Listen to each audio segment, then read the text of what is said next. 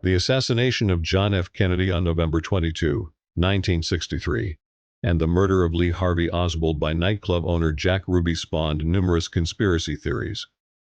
These theories allege the involvement of the CIA, the Mafia, Vice President Lyndon B. Johnson, Cuban Prime Minister Fidel Castro, the KGB, or some combination of these entities. The original FBI investigation and Warren Commission report, as well as an alleged benign CIA cover-up, have led to the claim that the federal government deliberately covered up crucial information in the aftermath of the assassination. Former Los Angeles District Attorney Vincent Bugliosi estimated that a total of 42 groups, 82 assassins, and 214 people had been accused at one time or another in various conspiracy scenarios. In 1964, the Warren Commission concluded that Oswald acted alone in assassinating Kennedy. In 1979, the United States House Select Committee on Assassinations HSCA concluded that Kennedy was probably assassinated in a conspiracy and that Oswald did not act alone. The HSCA concluded a second gunman also fired at Kennedy based on acoustic evidence that was later discredited. President John F. Kennedy was assassinated by gunfire while traveling in a motorcade in an open-top limousine in Dallas, Texas on Friday, November 22, 1963. Lee Harvey Oswald was arrested for the murder of Dallas policeman J.D. Tippit and arraigned for both murders. On Sunday, November 24, nightclub owner Jack Ruby killed Oswald. Immediately after President Kennedy was shot, many people suspected that the assassination was part of a larger plot, and broadcasters speculated that Dallas right-wingers were involved. Ruby's murder of Oswald compounded initial suspicions. Among conspiracy theorists, author Mark Lane has been described as firing the first literary shot with his article, Defense Brief for Oswald, in the National Guardian's December 19, 1963 issue. Thomas Buchanan's book, Who Killed Kennedy, published in May 1964, has been credited as the first book to allege a conspiracy. In 1964, the Warren Commission concluded that Oswald had acted alone and that no credible evidence supported the contention that he was involved in a conspiracy to assassinate the president. The commission also indicated that Secretary of State Dean Rusk, Defense Secretary Robert S. McNamara, Treasury Secretary C. Douglas Dillon, Attorney General Robert F. Kennedy, FBI Director J. Edgar Hoover, CIA Director John McCone, and Secret Service Chief James J. Rowley each individually reached the same conclusion on the basis of information available to them. During the trial of Clay Shaw in 1969, New Orleans District Attorney Jim Garrison challenged the single bullet theory, claiming that the Zapruder film indicated that the fatal shot to Kennedy's head was fired from the grassy knoll, a small hill that featured prominently in later conspiracy theories. In 1979, the United States House Select Committee on Assassinations agreed with the Warren Commission that Oswald did, in fact, assassinate Kennedy, but concluded that the commission's report and the original FBI investigation were seriously flawed. The HSCA concluded that at least 4 shots were fired, with a high probability that 2 gunmen fired at the president, and that a conspiracy was probable. The HSCA stated that the Warren Commission had failed to investigate adequately the possibility of a conspiracy to assassinate the president. Documents under Section 5 of the President John F. Kennedy Assassination Records Collection Act of 1992 were required to be released within 25 years of the bill's October 26, 1992, effective date. Most of the documents were released on October 26, 2017. Exercising a provision of the 1992 Act that allows for a president to extend the deadline, President Trump set a new deadline of October 26, 2021 for the remaining documents to be released. In October 2021, President Biden further extended the deadline to December 15, 2022, citing delays related to the COVID-19 pandemic. According to author John C. McAdams, the greatest and grandest of all conspiracy theories is the Kennedy assassination conspiracy theory. Others have often referred to it as the mother of all conspiracies. The number of books written about the assassination of Kennedy has been estimated to be between 1,000 and 2,000. According to Vincent Bugliosi, 95% of those books are pro-conspiracy and anti-Warren Commission. Author David Krajicek describes Kennedy assassination enthusiasts as people belonging to conspiracy theorists on one side and debunkers on the other. The great amount of controversy surrounding the event has resulted in bitter disputes between those who support the conclusion of the Warren Commission and those who reject it or are critical of the official explanation, with each side leveling accusations toward the other of naivete, cynicism, and selective interpretation of the evidence. Public opinion polls have consistently shown that most Americans believe there was a conspiracy to kill President Kennedy. These same polls also show no agreement on who else may have been involved in the shooting. A 2003 Gallup poll reported that 75% of Americans do not believe that Lee Harvey Oswald had acted alone. That same year, an ABC News poll found that 70% of respondents suspected that the assassination involved more than one person.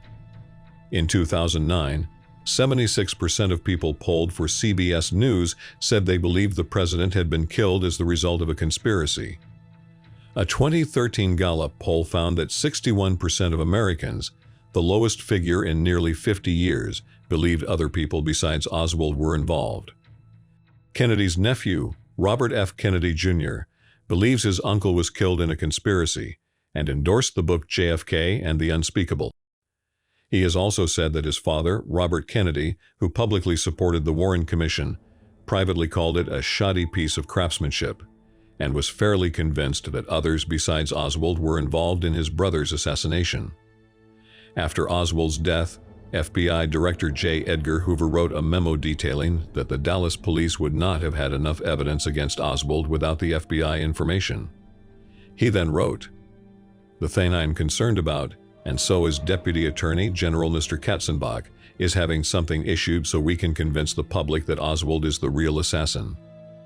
Top government and intelligence officials were also finding that, according to CIA intercepts, someone had impersonated Oswald in phone calls and visits made to the Soviet and Cuban embassies in Mexico City several weeks before the assassination. Over the next 40 years, this became one of the CIA most closely guarded secrets on the Oswald case. A CIA career agency officer, Ann Goodpasture, admitted in sworn testimony that she had disseminated the tapes of these phone calls herself. She had earlier denied to congressional investigators in 1970 that she had any knowledge of recordings of Oswald's phone calls. On November 23, 1963, the day after the assassination, FBI Director J. Edgar Hoover's preliminary analysis of the assassination included the following. The Central Intelligence Agency advised that on October 1, 1963, an extremely sensitive source had reported that an individual identifying himself as Lee Oswald contacted the Soviet embassy in Mexico City inquiring as to any messages. Special agents of this bureau, who have conversed with Oswald in Dallas, Texas, have observed photographs of the individual referred to above and have listened to a recording of his voice. These special agents are of the opinion that the referred to individual was not Lee Harvey Oswald. That same day, Hoover had this conversation with President Johnson. Johnson: "Have you established any more about the Oswald visit to the Soviet embassy in Mexico in September?" Hoover: "No, there's one angle that's very confusing for this reason. We have up here the tape and the photograph of the man at the Soviet embassy, using Oswald's name. That picture and the tape do not correspond to this man's voice, nor to his appearance. In other words, it appears that there was a second person who was at the Soviet embassy." President Johnson expressed concern that the public might come to believe that Soviet leader Nikita Khrushchev and/or Cuban leader Fidel Castro was implicated in the assassination, a situation that Johnson said might lead to a war that could kill 40 million Americans in an hour. Johnson relayed his concern to both Chief Justice Earl Warren and Senator Richard Russell, telling them that they could serve America by joining the commission Johnson had established to investigate the assassination, which would later become known unofficially as the Warren Commission. In turn, Katzenbach wrote a memorandum to Lyndon Johnson aide Bill Moyers that said, among other things, that the results of the FBI investigation should be made public. Katzenbach also suggested that a commission be formed, composed of people with impeccable integrity, to conduct a complete investigation of the assassination. Katzenbach wrote, "Speculation about Oswald's motivation ought to be cut off, and we should have some basis for rebutting the thought that this was a communist conspiracy, or as the Iron Curtain press is saying, a right-wing conspiracy to blame it on the communists." He also wrote, "The public must be satisfied that Oswald was the assassin, that he did not have Confederates who are still at large, and that the evidence was such that he would have been convicted at trial." 4 days after Katzenbach's memo, Johnson formed the Warren Commission with Earl Warren as chairman and Senator Richard Russell as a member. Numerous researchers, including author Mark Lane, Henry Hurt, Michael L. Kurtz, Gerald D. Monite, Anthony Summers, and Harold Weisberg, have referred to what they see as inconsistencies, oversights, exclusions of evidence, errors, changing stories, or changes made to witness testimony in the official Warren Commission investigation, which they say could suggest a cover-up. Michael Benson wrote that the Warren Commission received only information supplied to it by the FBI, and that its purpose was to rubber-stamp the lone gunman theory. Walter Cronkite, CBS News anchor, said, "Although the Warren Commission had full power to conduct its own independent investigation, it permitted the FBI and the CIA to investigate themselves, and so cast a permanent shadow on the answers." United States Senator and U.S. Senate Select Committee on Intelligence member Richard Schweiker said, "The fatal mistake the Warren Commission made was to not use its own investigators, but instead to rely on the CIA and FBI personnel, which played directly into the hands of senior intelligence officials who directed the cover-up." Schweiker also told author Anthony Summers in 1978 that he believed that the Warren Commission was set up at the time to feed pablum to the American public for reasons not yet known, and that one of the biggest cover-ups in the history of our country occurred at that time. In 1966, Roscoe Drummond voiced skepticism about a cover-up in his syndicated column, saying, "If there were a conspiracy to cover up the truth about the assassination, it would have to involve the Chief Justice, the Republican, Democratic, and non-party members of the Commission, the FBI, the CIA, the Secret Service, the distinguished doctors of the armed services, and the White House. A conspiracy so multiple and complex that it would have fallen of its own weight." Richard Beyer wrote that many witnesses whose statements pointed to a conspiracy were either ignored or intimidated by the Warren Commission. In JFK, The Last Dissenting Witness, a 1992 biography of Gene Hill, Bill Sloan wrote that Warren Commission Assistant Counsel Arlen Specter attempted to humiliate, discredit, and intimidate Hill into changing her story. Hill also told Sloan that she was abused by Secret Service agents, harassed by the FBI, and received death threats. A later book by Sloan, entitled JFK, Breaking the Silence, quotes several assassination eyewitnesses as saying that Warren Commission interviewers repeatedly cut short or stifled any comments, casting doubt on the conclusion that Oswald had acted alone. In his book Crossfire, Jim Marrs gives accounts of several people who said they were intimidated by either FBI agents or anonymous individuals into altering or suppressing what they knew regarding the assassination. Some of those individuals include Richard Carr, Aquila Clemens, Sandy Speaker, and A.J. Millikan. Marrs also wrote that Texas Schoolbook Depository employee Joe Molina was intimidated by authorities and lost his job soon after the assassination, and that witness Ed Hoffman was warned by an FBI agent that he might get killed if he revealed what he observed in Dealey Plaza on the day of the assassination. Warren Reynolds, who claimed that he saw the shooter of police officer J.D. Tippit and chased him, was shot in the head in January 1964, 2 days after first talking to the FBI. He survived. Reynolds later testified to the Warren Commission that in February 1964, someone attempted to kidnap his 10-year-old daughter. Allegations of mysterious or suspicious deaths of witnesses connected with the Kennedy assassination originated with journalist Penn Jones Jr. and were covered by Ramparts magazine in October 1966. The story was picked up by Reuters, and multiple newspapers reported on it at the time. The Ramparts article cited 10 people who died within 3 years of the assassination, including Jim Coe, September 21, 1964, one of two reporters who, thanks to Code being acquainted with lawyers who had worked for Jack Ruby, was allowed in Ruby's apartment the night after Ruby shot Oswald. Code was killed with a karate chop on the neck in his own apartment by an intruder or intruders. Bill Hunter, April 23, 1964, the other of the two reporters who went to Ruby's apartment the night after Ruby shot Oswald. Killed by a policeman with a gunshot at a police station. The gunshot was deemed accidental. William Whaley, December 1965, the taxi driver who took Oswald from the scene of the assassination, died in a car crash, alongside the driver of the car which crashed into his cab. Described by Jones Jr. as the first Dallas cab driver to die on duty since 1937. Earline Roberts, or Earlene Roberts, January 1966, Oswald's landlady, owner of the rooming house where Oswald lived. Died of a heart attack, age 60, no autopsy performed. Tom Howard, March 1965, one of Ruby's lawyers, the lead lawyer, according to Jones Jr. Howard also went to Ruby's apartment with Code and Hunter the night after Ruby shot Oswald. Died of a heart attack, age 48. After behaving strangely for a few days and not recognizing his friends, no autopsy performed.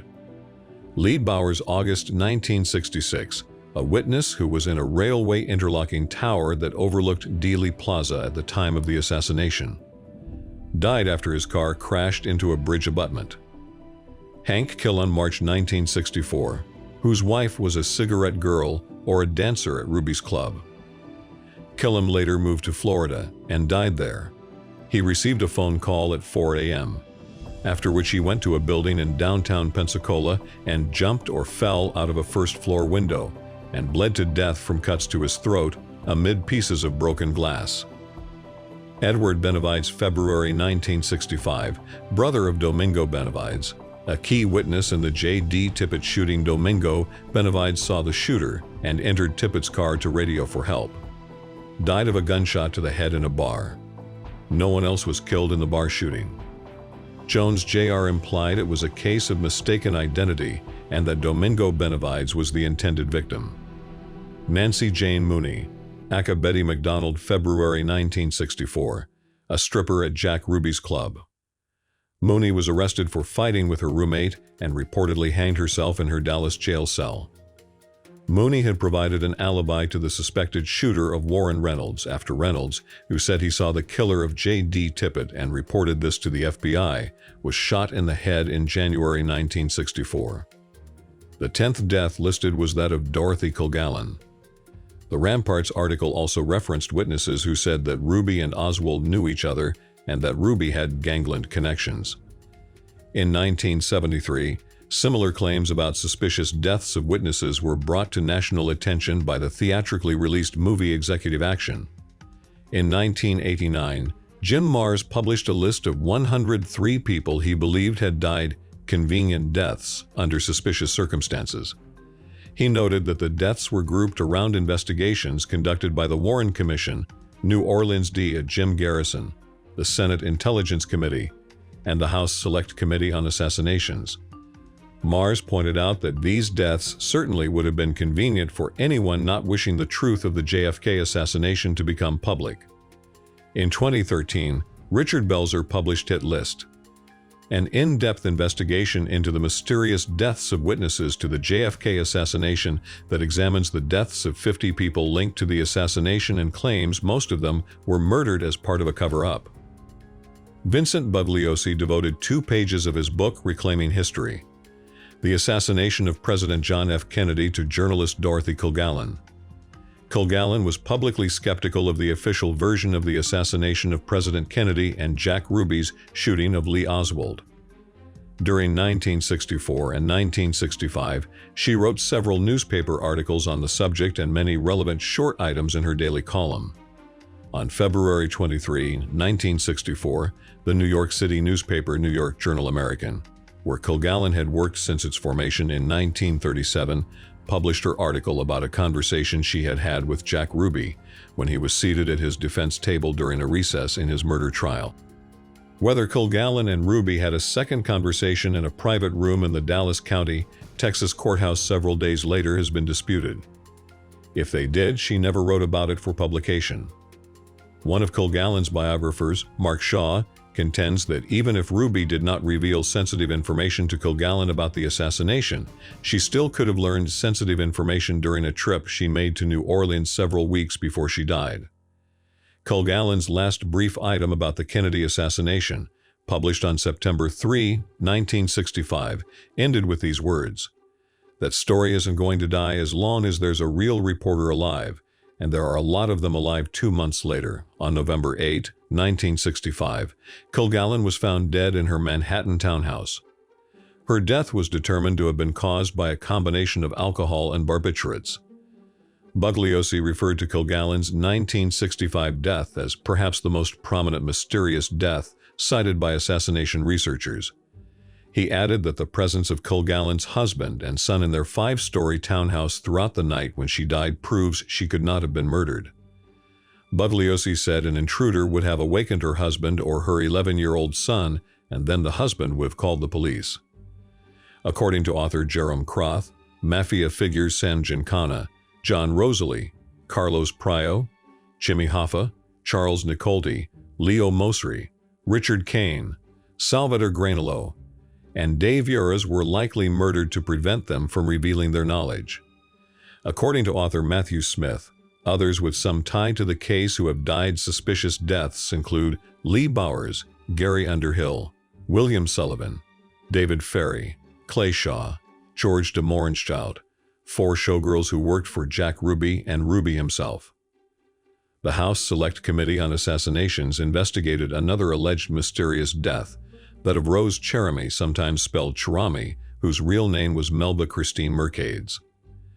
The committee reported that Louisiana State Police Lieutenant Francis Fruge traveled to Eunice, Louisiana on November 20, 1963, 2 days before the assassination, to pick up Cherami, who had sustained minor injuries when she was hit by a car.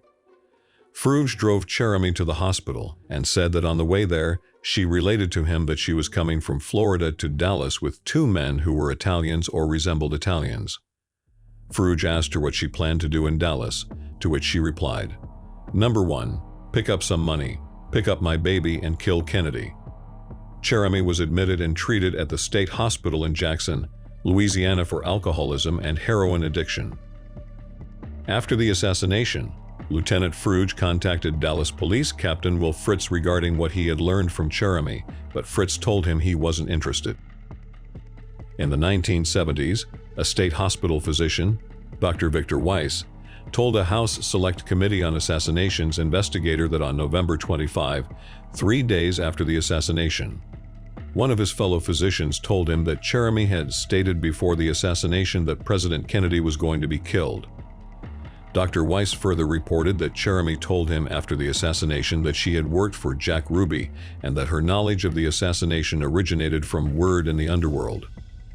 Cherami was found dead close to a highway near Big Sandy, Texas on September 4, 1965. She had been run over by a car. Another suspicious death cited by Jim Mars was that of Joseph Multier, director of the Dixie Clan of Georgia. Multier was secretly tape-recorded 13 days before the assassination, telling Miami police informant William Somerset that the murder of Kennedy was in the working. Multier died in 1974 when a heater exploded in his house. The House Select Committee on Assassinations reported in 1979 that Multier's information on the threat to the president was furnished to the agents making the advance arrangements before the visit of the president to Miami, but that the Multier threat was ignored by Secret Service personnel in planning the trip to Dallas. Robert Bach, special agent in charge of the Secret Service's Protective Research Section, testified that threat information was transmitted from one region of the country to another if there was specific evidence that was relevant to the receiving region. Concerning the Tippit shooting, the Warren Commission names 12 witnesses to the shooting and its aftermath. One of these witnesses, Warren Reynolds, was shot in the head 2 months after the Tippit shooting, but survived. Another witness, Domingo Benavides, who was close to the shooting and saw Tippit fall after being shot, lost his brother 15 months after the Tippit shooting. Benavides' brother was shot in the head in a bar and died. The House Select Committee on Assassinations investigated the allegation that a statistically improbable number of individuals with some direct or peripheral association with the Kennedy assassination died as a result of that assassination, thereby raising the specter of conspiracy. The committee's chief of research testified, "Our final conclusion on the issue is that the available evidence does not establish anything about the nature of these deaths, which would indicate that the deaths were in some manner, either direct or peripheral, caused by the assassination of President Kennedy or by any aspect of the subsequent investigation." Author Gerald Posner said that Mars's list was taken from the group of about 10,000 people connected even in the most tenuous way to the assassination, including people identified in the official investigations, as well as the research of conspiracy theorists. Posner also said that it would be surprising if 100 people out of 10,000 did not die in unnatural ways. He noted that over half of the people on Mars's list did not die mysteriously, but of natural causes, such as Secret Service agent Roy Kellerman, who died of heart failure at age 69 in 1984, long after the Kennedy assassination, but is on Mars's list as someone whose cause of death is unknown. Posner also pointed out that many prominent witnesses and conspiracy researchers continue to live long lives. Many of those who believe in a JFK assassination conspiracy also believe that evidence against Oswald was either planted, forged, or tampered with. Some researchers assert that witness statements indicating a conspiracy were ignored by the Warren Commission. Josiah Thompson stated that the commission ignored the testimony of 7 eyewitnesses who said they saw smoke in the vicinity of the grassy knoll at the time of the assassination, as well as an 8th witness who said he smelled gunpowder. Jim Marrs wrote that the commission did not seek the testimony of eyewitnesses on the triple underpass whose statements pointed to a shooter on the grassy knoll. Other researchers reported that witnesses who captured the assassination via photographs or film had their cameras confiscated by police or other authorities. Author Jim Marrs and documentary producer Nigel Turner both presented the account of Gordon Arnold, who said that his film of the motorcade was taken by 2 policemen shortly after the assassination. Another witness, identified as Beverly Oliver, came forward in 1970 and said she was the babushka lady who was seen in the Zapruder film filming the motorcade. She also said that after the assassination, she was contacted at work by 2 men who she thought were either FBI or Secret Service agents. According to Oliver, the men told her that they wanted to take her film, have it developed, and then return it to her within 10 days. The agents took her film, but never returned it. Richard Beyer and others have complained that many documents pertaining to the assassination have been withheld over the years, including documents from investigations made by the Warren Commission, the House Select Committee on Assassinations, and the Church Committee. These documents individually included the president's autopsy records. Some documents still are not scheduled for release until 2029. Many documents were released during the mid to late 1990s by the Assassination Records Review Board under the President John F. Kennedy Assassination Records Collection Act of 1992. However, some of the material released contains redacted sections. Tax return information, which identified employers and sources of income, has not yet been released. The existence of several secret documents related to the assassination, as well as the long period of secrecy, suggests to some the possibility of a cover-up. One historian noted, "There exists widespread suspicion about the government's disposition of the Kennedy assassination records stemming from the beliefs that federal officials, 1, have not made available all government assassination records even to the Warren Commission, Church Committee, House Assassination Committee, and 2, have heavily redacted the records released under FOIA in order to cover up sinister conspiracies." According to the ARRB, all Warren Commission records, except those records that contain tax return information, are now available to the public with only minor redactions, in response to a Freedom of Information Act request filed by journalist Jefferson Morley. The CIA stated in 2010 that it had over 1,100 documents in relation to the assassination, about 2,000 pages in total, that have not been released due to national security-related concerns. Some researchers have alleged that various items of physical evidence have been tampered with, including the single bullet, also known as the magic bullet by some critics of official explanations, various bullet cartridges and fragments, the presidential limousine's windshield, the paper bag in which the Warren Commission said Oswald hid the rifle, the so-called backyard photos depicting Oswald holding the rifle, the Zapruder film, the photographs and radiographs obtained at Kennedy's autopsy, and the president's dead body itself. Among the evidence against Oswald are photographs of him holding a Carcano rifle in his backyard, the weapon identified by the Warren Commission as the assassination weapon. The House Select Committee on Assassinations concluded that the Oswald photos are genuine, and Oswald's wife Marina said that she took them. In 2009, the journal Perception published the findings of Haney Farid, a professor in the Department of Computer Science at Dartmouth College who used 3D modeling software to analyze one of the photographs. He demonstrated that a single light source could create seemingly incongruent shadows and concluded that the photograph revealed no evidence of tampering. Many researchers, including Robert Groden, assert that these photos are fake. Groden said in 1979 that 4 autopsy photographs showing the back of Kennedy's head were forged to hide a wound fired from a second gunman.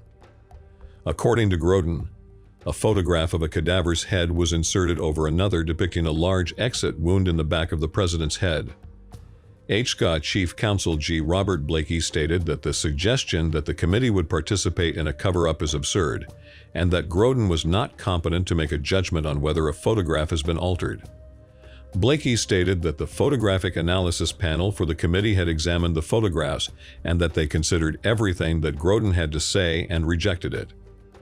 The House Select Committee on Assassinations described the Zapruder film as the best available photographic evidence of the number and timing of the shots that struck the occupants of the presidential limousine.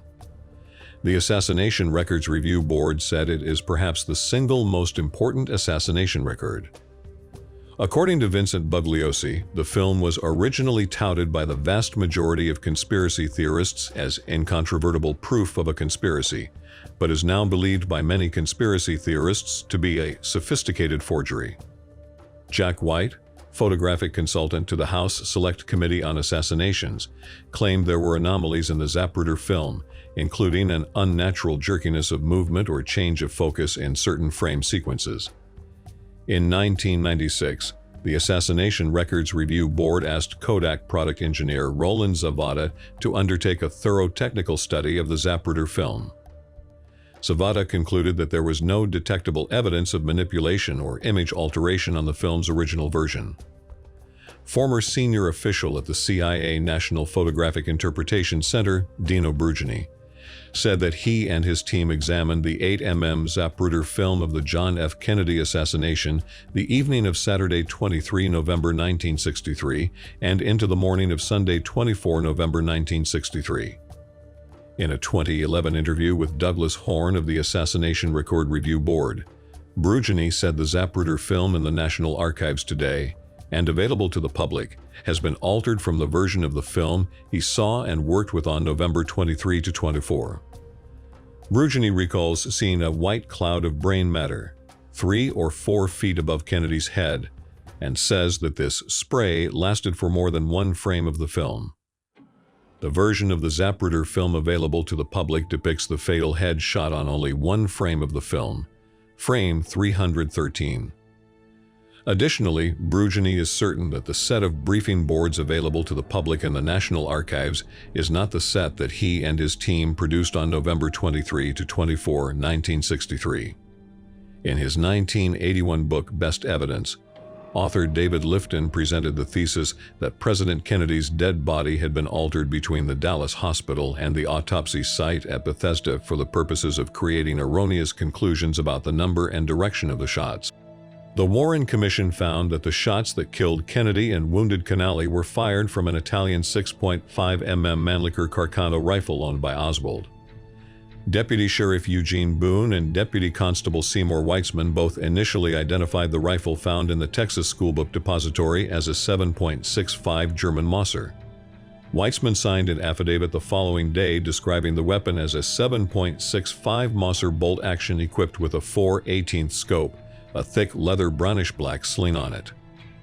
Deputy Sheriff Roger Craig claimed that he saw 7.65 Mauser stamped on the barrel of the weapon. When interviewed in 1968 by researcher Barry Ernest, Craig said, I felt then, and I still feel now, that the weapon was a 7.65 German Mauser. I was there. I saw it when it was first pulled from its hiding place, and I am not alone in describing it as a Mauser. Dallas District Attorney Henry Wade told the press that the weapon found in the book depository was a 7.65 Mauser, and the media reported this. But investigators later identified the rifle as a 6.5 mm Carcano. In Matrix for Assassination, author Richard Gilbride suggested that both weapons were involved in the assassination and that Dallas Police Captain Will Fritz and Lieutenant J. Carl Day both might have been conspirators. Addressing speculation and rumors, the Warren Commission identified Weitzman as the original source of the speculation that the rifle was a Mauser and stated that police laboratory technicians subsequently arrived and correctly identified the murder weapon as a 6.5 Italian rifle. The Warren Commission determined that 3 bullets were fired at the presidential motorcade. One of the 3 bullets missed the vehicle entirely. Another bullet hit President Kennedy and passed through his body before striking Governor Canale, and the 3rd bullet was the fatal head shot to the president. Some claim that the bullet that passed through President Kennedy's body and hit Governor Canale, dubbed by critics of the commission as the magic bullet, was missing too little mass to account for the total weight of bullet fragments later found by the doctors who operated on Canale at Parkland Hospital. Those making this claim included the governor's chief surgeon, Dr. Robert Shaw, as well as 2 of Kennedy's autopsy surgeons, Commander James Hummes and Lieutenant Colonel Pierre Fink.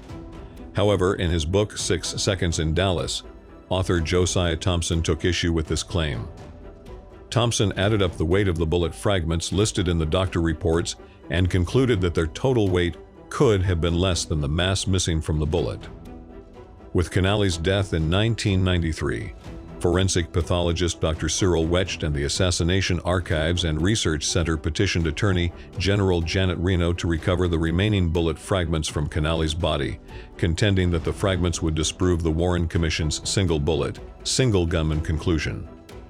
The Justice Department replied that it would have had no legal authority to recover the fragments unless Canale's family gave it permission to do so. Canale's family refused permission.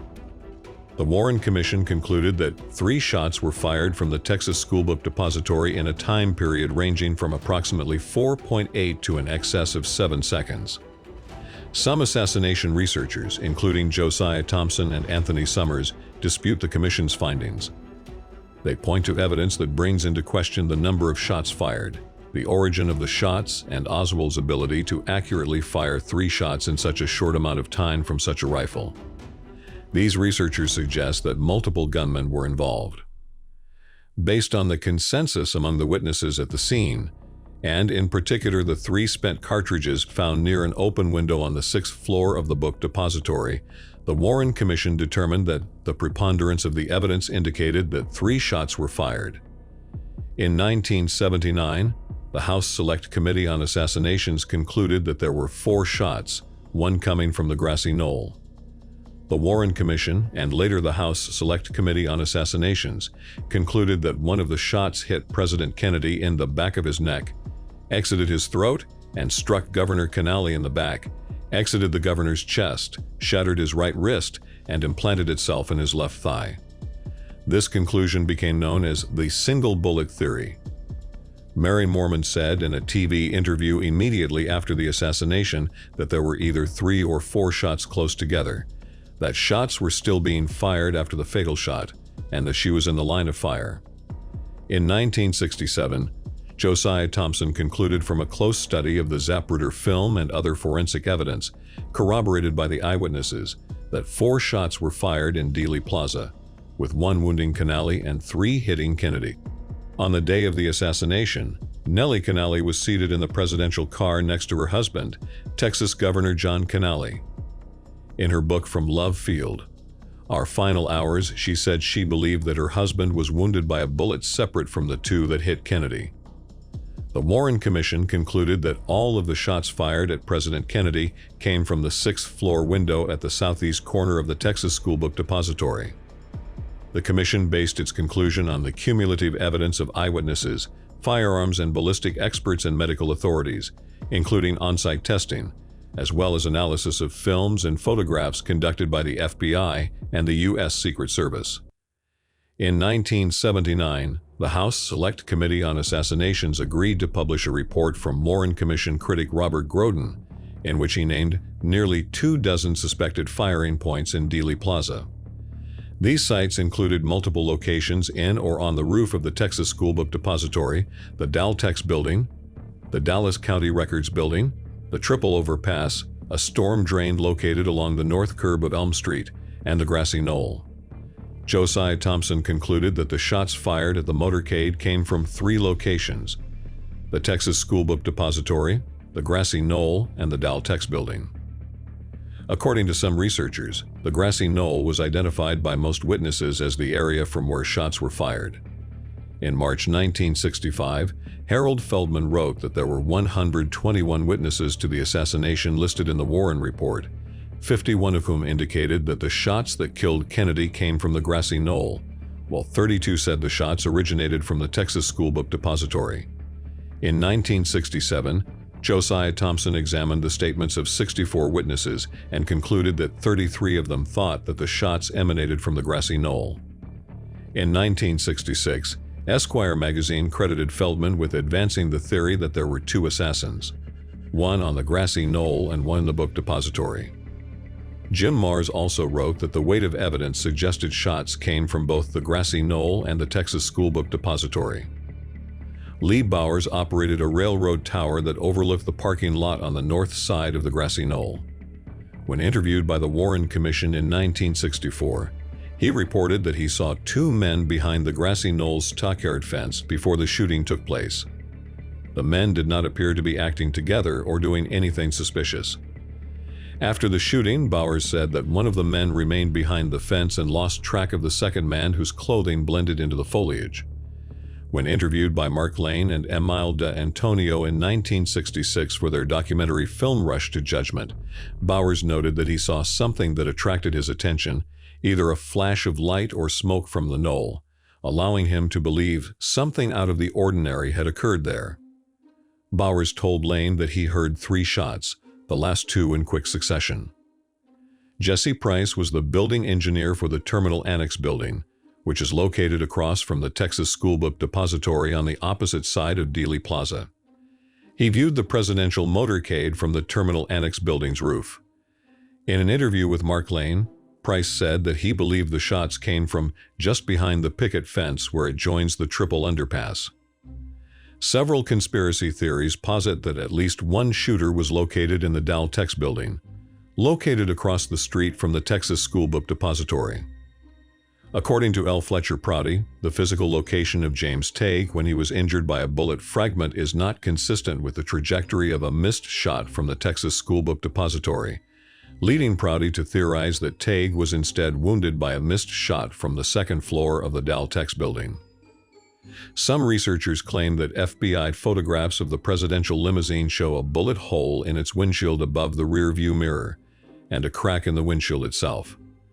When Robert Groden, author of The Killing of a President, asked for an explanation, the FBI responded that what Groden thought was a bullet hole occurred prior to Dallas. In 1993, George Whittaker, a manager at the Ford Motor Company's Rouge plant in Detroit, told attorney and criminal justice Professor Doug Weldon that after reporting to work on November 25, 1963, he discovered the presidential limousine in the Rouge plant's B building with its windshield removed. Whittaker said that the limousine's removed windshield had a through-and-through bullet hole from the front.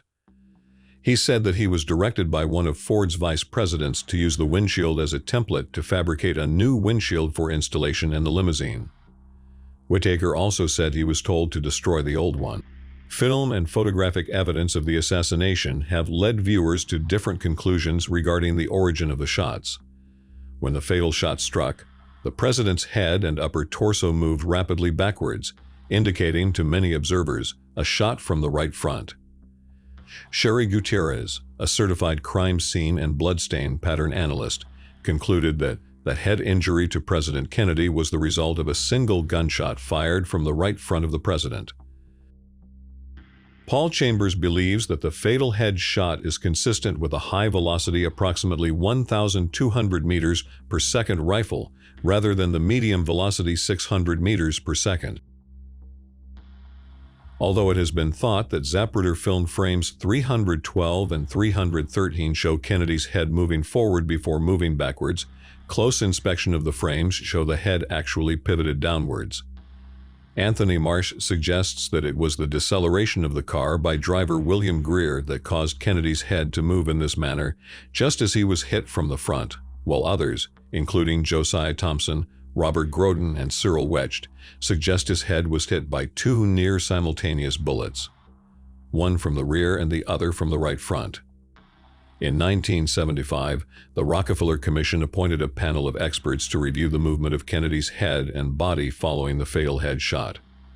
The panel concluded that the violent backward and leftward motion of the president's upper body following the head shot was not caused by the impact of a bullet coming from the front or right front, but was caused by a violent straightening and stiffening of the entire body as a result of a seizure-like neuromuscular reaction to major damage inflicted to nerve centers in the brain. In 1979, the House Select Committee on Assassinations analyzed a dictable recording of the Dallas Police Department radio dispatch transmissions from the day of the assassination to resolve questions concerning the number, timing, and origin of the shots fired in Dealey Plaza. The committee concluded that the source of the recording was from an open microphone on the motorcycle of Dallas police officer H.B. McLean escorting the motorcade, and that the scientific acoustical evidence established a high probability that two gunmen fired at President John F. Kennedy. However, the acoustical analysis that the HSCA presented as evidence for two gunmen has since been discredited. The HSCA acoustic experts said the dictable evidence came from police officer McLean. However, McLean stated that he was not yet in Dealey Plaza when the assassination occurred. A skeptical McLean asked the committee, "If it was my radio on my motorcycle, why did it not record the revving up at high speed, plus my siren when we immediately took off for Parkland Hospital?" Also in 1982, a panel of 12 scientists appointed by the National Academy of Sciences, including Nobel laureates Norman Ramsey and Luis Alvarez, unanimously concluded that the HSCA's acoustic evidence was seriously flawed.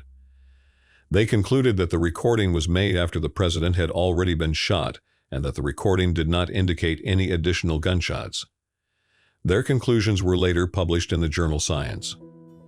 In a 2001 article in Science and Justice, a publication of Britain's Forensic Science Society, D.B. Thomas wrote that the NAS investigation was itself flawed. Thomas analyzed audio recordings made during the assassination and concluded with a 96% certainty that a shot was fired from the grassy knoll in front of and to the right of the president's limousine. In 2005, Thomas's conclusions were rebutted in the same journal. Ralph Linsker and several members of the original NAS team reanalyzed the recordings and reaffirmed the earlier conclusion of the NAS report that the alleged shot sounds were recorded approximately 1 minute after the assassination. In a 2010 book, D.B. Thomas challenged the 2005 Science and Justice article and restated his conclusion that there actually were two gunmen. Some researchers have pointed to the large number of doctors and nurses at Parkland Memorial Hospital who reported that a major part of the back of the president's head was blown out. In 1979, the HSCA noted, "The various accounts of the nature of the wounds to the president as described by the staff at Parkland Memorial Hospital differed from those in the Bethesda autopsy report, as well as from what appears in the autopsy photographs and X-rays." The HSCA concluded that the most probable explanation for the discrepancy between the Parkland doctor's testimony and the Bethesda autopsy witnesses was that the observations of the Parkland doctors were incorrect. There is a conflicting testimony regarding the autopsy performed on Kennedy's body, particularly during the examination on his brain, and whether or not the photos submitted as evidence are the same as those taken during the examination. Douglas Horne, the Assassination Record Review Board's chief analyst for military records, said he was 90 to 95% certain that the photographs in the National Archives are not really of Kennedy's brain. Paul O'Connor, a laboratory technologist who assisted in the president's autopsy, claimed that the autopsy at Bethesda Naval Hospital was conducted in obedience to a high command and that nearly all the brain matter in Kennedy's skull was already missing before the autopsy at Bethesda Hospital. In his book JFK and the Unspeakable, James Douglas cites autopsy Dr. Pierre Fink's testimony at the trial of Clay Shaw as evidence that Fink was a reluctant witness to the military control over the doctor's examination of the president's body. A bone fragment found in Dealey Plaza by William Harper the day following the assassination was reported by the HSCA's forensic pathology panel to have been from Kennedy's skull, a part of his parietal bone. Some critics of the lone gunman theory, including James Douglas, David Lifton, and David Mantic, contend that the bone fragment that Harper found is not parietal bone, but is actually a piece of Kennedy's occipital bone ejected from an exit wound in the back of his head. They allege this finding is evidence of a cover-up, as it proves that the skull radiographs taken during the autopsy, which do not show significant bone loss in the occipital area, are not authentic. The Warren Commission examined the capabilities of the Carcano rifle and ammunition, as well as Oswald's military training and post-military experience, and determined that Oswald had the ability to fire 3 shots within a time span of 4.8 to 5.6 seconds. According to their report, an Army specialist using Oswald's rifle was able to duplicate the feat and even improved on the time. The report also states that the Army Infantry Weapons Evaluation Branch test-fired Oswald's rifle 47 times and found that it was quite accurate, comparing it to the accuracy of an M14 rifle. Also contained in the Commission report is testimony by Marine Corps Major Eugene Anderson confirming that Oswald's military records show that he qualified as sharpshooter in 1956. According to official Marine Corps records, Oswald was tested in shooting in December 1956, scoring 212, slightly above the minimum for qualification as a sharpshooter, the intermediate category, but in May 1959, he scored 191, earning the lower designation of marksman. The highest marksmanship category in the Marine Corps is expert 220. Despite Oswald's confirmed marksmanship in the USMC, conspiracy theorists like Walt Brown and authors such as Richard H. Popkin contend that Oswald was a notoriously poor shot, that his rifle was inaccurate, and that no reconstruction of the event has ever been able to duplicate his ability to fire 3 shots within the time frame given by the Warren Commission. The Warren Commission concluded that there is no evidence that Oswald was involved in any conspiracy directed to the assassination of the president. The Commission came to this conclusion after examining Oswald's Marxist and pro-communist background, including his defection to Russia, the New Orleans branch of the Fair Play for Cuba committee he had organized, and the various public and private statements made by him espousing Marxism. Some conspiracy theorists have argued that Oswald's pro-communist behavior was in fact a carefully planned ruse and part of an effort by U.S. intelligence agencies to infiltrate left-wing groups and conduct counterintelligence operations in communist countries. Others speculate that Oswald was either an agent or an informant of the U.S. government, and that Oswald may have been trying to expose the plot behind the assassination. Oswald himself denied shooting anyone and declared that he was just a patsy. Dallas Police Department Chief Jesse Curry expressed doubts that Oswald killed President Kennedy. Curry said, "I'm not sure about it. No one has ever been able to put Oswald in the Texas schoolbook depository with a rifle in his hand." When asked to account for himself at the time of the assassination, Oswald claimed that he went outside to watch P Parade, referring to the presidential motorcade, and was out with William Shelley, a foreman at the depository in front, and that he was at the front entrance to the first floor when he encountered a policeman.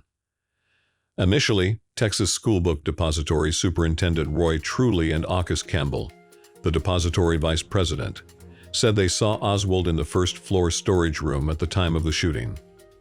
Some researchers have theorized that a man seen standing on the depository front steps in films during the assassination, called the Prayer Man, was Oswald. Oswald's role as FBI informant was investigated by Lee Rankin and others of the Warren Commission, but their findings were inconclusive. Several FBI employees had made statements indicating that Oswald was indeed a paid informant, but the commission was nonetheless unable to verify the veracity of those claims. FBI agent James Hosty reported that his office's interactions with Oswald were limited to dealing with his complaints about being harassed by the Bureau for being a communist sympathizer. In the weeks before the assassination, Oswald made a personal visit to the FBI Dallas branch office with a hand-delivered letter which purportedly contained a threat of some sort, but controversially, Hosty destroyed the letter by order of J. Gordon Shanklin, his supervisor.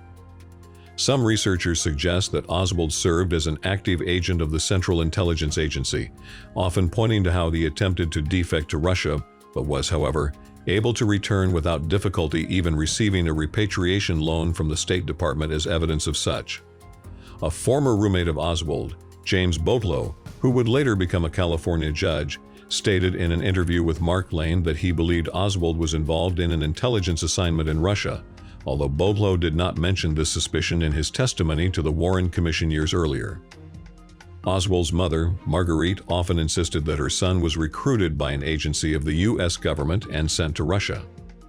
New Orleans District Attorney and later Judge Jim Garrison, who in 1967 brought Clay Shaw to trial for the assassination of President Kennedy, also held the opinion that Oswald was most likely a CIA agent drawn into the plot to be used as a scapegoat, even going as far as to say that Oswald genuinely was probably a hero. Senator Richard Schweiker, a member of the U.S. Senate Select Committee on Intelligence, remarked that everywhere you look with Oswald, there are fingerprints of intelligence. Schweiker also told author David Talbot that Oswald was the product of a fake defector program run by the CIA. Richard Sprague, interim staff director and chief counsel to the U.S. House Select Committee on Assassinations, stated that if he had to do it over again, he would have investigated the Kennedy assassination by probing Oswald's ties to the Central Intelligence Agency. In 1978, former CIA paymaster and accountant James Wilcott testified before the HSCA, stating that Lee Harvey Oswald was a known agent of the Central Intelligence Agency. Wilcott and his wife, Elsie, also a former employee of the CIA, later repeated those claims in an article in the San Francisco Chronicle. Despite its official policy of neither confirming nor denying the status of agents, both the CIA itself and many officers working in the region at the time, including David Atlee Phillips, have unofficially dismissed the plausibility of any possible ties of Oswald to the agency. Robert Blakey, staff director and chief counsel for the U.S. House Select Committee on Assassinations, supported that assessment in his conclusions as well. In addition to Oswald, Jerome Croth has named 26 people as possible assassins in Dealey Plaza. They include Orlando Bosch, James Files, Desmond Fitzgerald, Charles Harrelson, Jerry Hemming, Chauncey Holt, Howard Hunt, Charles Nicolte, Charles Rogers, Johnny Rosalie, Lucian Sardi, and Frank Sturgis. Vincent Bugliosi provides a partial list of assassins whom one or more conspiracy theorists have actually named and identified as having fired a weapon at Kennedy in his book Reclaiming History. He also mentions the three tramps, men photographed by several Dallas area newspapers under police escort near the Texas Schoolbook Depository shortly after the assassination. Since the mid-1960s, various allegations have been made about the identities of the men and their involvement in a conspiracy to kill Kennedy. Records released by the Dallas Police Department in 1989 identified the men as Gus Abrams, Harold Doyle, and John Jedney. The theory that former CIA agent and Watergate burglar E. Howard Hunt was a participant in the assassination of Kennedy garnered much publicity from 1978 to 2000. In 1981, Hunt won a libel judgment against Liberty Lobby's paper The Spotlight, which in 1978 printed an allegation by Victor Marchetti stating that Hunt was in Dallas on the day of the assassination and suggesting Hunt's involvement in a conspiracy. The libel award was thrown out on appeal, and the newspaper was successfully defended by Mark Lane in a second trial. After Hunt's death in 2007, an audio-taped deathbed confession in which Hunt claimed first-hand knowledge of a conspiracy as a co-conspirator was released by his son St. John Hunt. In the confession, Hunt claimed to have been a bench warmer in Dallas during the events, and he named several high-level CIA operatives as those who likely carried out the logistics of the assassination. Hunt named Vice President Lyndon Johnson as the most likely figure behind the main impetus of the conspiracy. The authenticity of the confession was met with some skepticism. Dallas police officer J.D. Tippit has been named in some conspiracy theories as a renegade CIA operative sent to silence Oswald, and as the badge man assassin on the grassy knoll. According to some Warren Commission critics, Oswald was set up to be killed by Tippit, and Tippit was killed by Oswald in self-defense. Other critics doubt that Tippit was killed by Oswald and assert he was shot by other conspirators. Some critics have alleged that Tippit was associated with organized crime or right-wing politics. According to the Warren Commission, the publication of a full-page, paid advertisement critical of Kennedy in the November 22, 1963, Dallas Morning News, which was signed by the American Fact-Finding Committee and noted Bernard Weissman as its chairman, was investigated to determine whether any members of the group claiming responsibility for it were connected to Oswald or to the assassination. The commission stated that the American Fact-Finding Committee was a fictitious sponsoring organization and that there was no evidence linking the four men responsible for the genesis of the ad with either Oswald or Ruby, or to a conspiracy to assassinate Kennedy. Related to the advertisement, Mark Lane testified during the Warren Commission's hearings that an informant whom he refused to name told him that Wiseman had met with Tippit and Ruby 8 days before the assassination at Ruby's Carousel Club. The commission reported that they found no evidence that such a meeting took place anywhere at any time, and that there was no credible evidence that any of the three men knew each other. Lane later stated that he initially learned of the meeting through reporter Thayer Waldo of the Fort Worth Star-Telegram. According to Lane, a prominent Dallas figure who frequented Ruby's Carousel Club told Waldo, and later Lane, that he observed the meeting of the three men at the club. He said, "I had promised the man he would not be involved. He was a leading Dallas citizen. He was married, and the stripper he was going with had become pregnant." Despite not having revealed to the Warren Commission that Waldo was his original source of the alleged meeting, Lane disputed their findings and complained that they failed to ask Waldo about it. According to Hugh Inesworth, the source of the allegation whose identity Lane promised not to reveal was Carol Jarnigan, a Dallas attorney who had also claimed to have overheard a meeting between Oswald and Ruby. Inesworth wrote, "Several people in Dallas were well aware of Jarnigan's tale and that he later admitted making it all up." The Warren Commission concluded that Oswald killed President Kennedy and then killed Dallas police officer J.D. Tippit in an apparent attempt to escape. Regarding the evidence against Oswald in the shooting of Tippit, the commission cited 1. 2 eyewitnesses who heard the shots and saw the shooting of Dallas Police Patrolman J.D. Tippit, and 7 eyewitnesses who saw the flight of the gunman with revolver in hand positively identified Lee Harvey Oswald as the man they saw fire the shots or flee from the scene. 2. The cartridge cases found near the scene of the shooting were fired from the revolver in the possession of Oswald at the time of his arrest, to the exclusion of all other weapons. 3. The revolver in Oswald's possession at the time of his arrest was purchased by and belonged to Oswald. And 4. Oswald's jacket was found along the path of flight taken by the gunman as he fled from the scene of the killing. Some researchers have alleged that the murder of Officer Tippit was part of a conspiracy to kill President Kennedy. Jim Mars hypothesized that the slaying of Officer J.D. Tippit may have played some part in a scheme to have Oswald killed, perhaps to eliminate co-conspirator Tippit, or simply to anger Dallas police and cause itchy trigger fingers.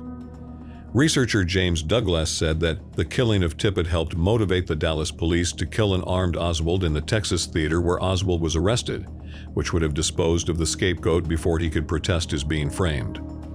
Harold Weisberg offered a simpler explanation. Immediately, the flimsy police case against Oswald required a willingness to believe.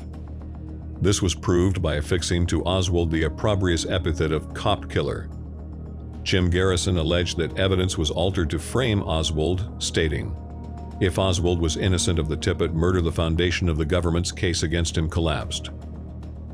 Some critics doubt that Tippit was killed by Oswald and assert he was shot by other conspirators.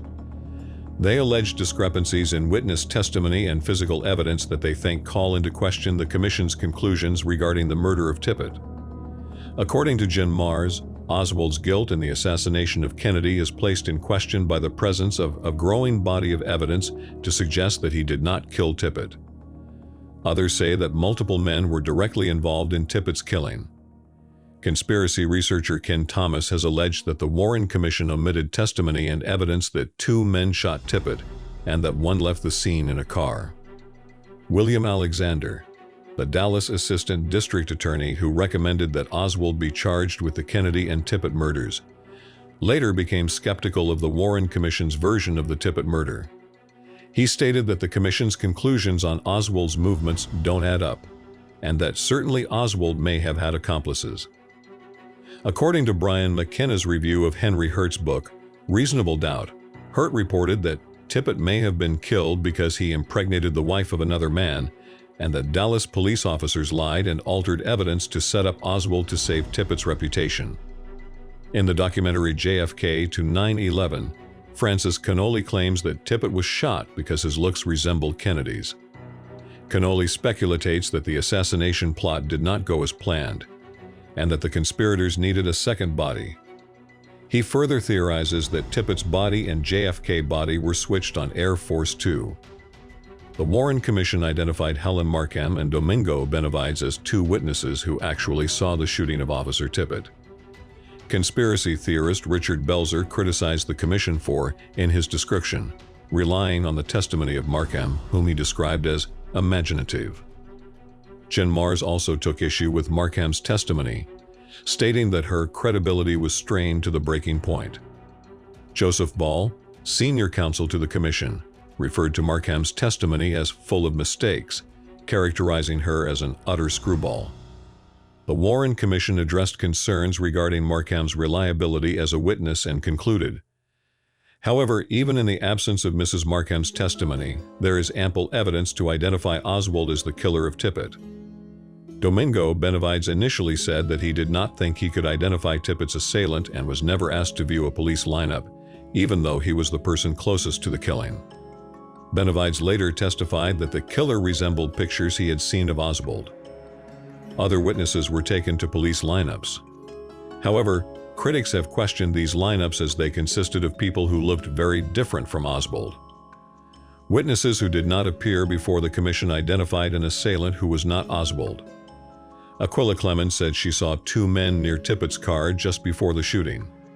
She said that after the shooting, she ran outside of her house and saw a man with a gun whom she described as kind of heavy.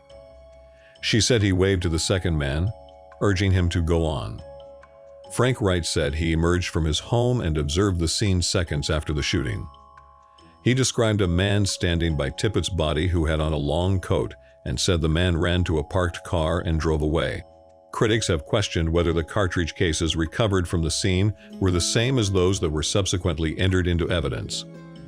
2 of the cases were recovered by witness Domingo Benavides and turned over to police officer J.M. Poe. Poe told the FBI that he marked the shells with his own initials, JMP, to identify them. Sergeant Gerald Hill later testified to the Warren Commission that it was he who had ordered police officer Poe to mark the shells. However, Poe's initials were not found on the shells produced by the FBI 6 months later. Testifying before the Warren Commission, Poe said that although he recalled marking the cases, he couldn't swear to it. The identification of the cases at the crime scene raises more questions. Sergeant Gerald Hill examined one of the shells and radioed the police dispatcher saying, "The shell at the scene indicates that the suspect is armed with an automatic .38 rather than a pistol." However, Oswald was reportedly arrested carrying a non-automatic .38 special revolver. The Warren Commission investigated Oswald's movements between the time of the assassination and the shooting of Tippit to ascertain whether Oswald might have had an accomplice who helped him flee the book depository. The commission concluded, through the testimony of 7 witnesses, that Oswald was always alone. According to their final report, Oswald was seen by his housekeeper, Erling Roberts, leaving his rooming house shortly after 1:00 p.m. and had enough time to travel 9/10 of a mile to the scene where Tippit was killed at 1:16 p.m. Witness Helen Markham stated in her affidavit to the Dallas Sheriff's Department that Tippit was killed at approximately 1:06 p.m.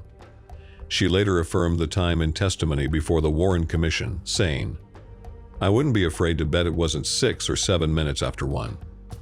She initially told the FBI that the shooting occurred possibly around 1:30 p.m.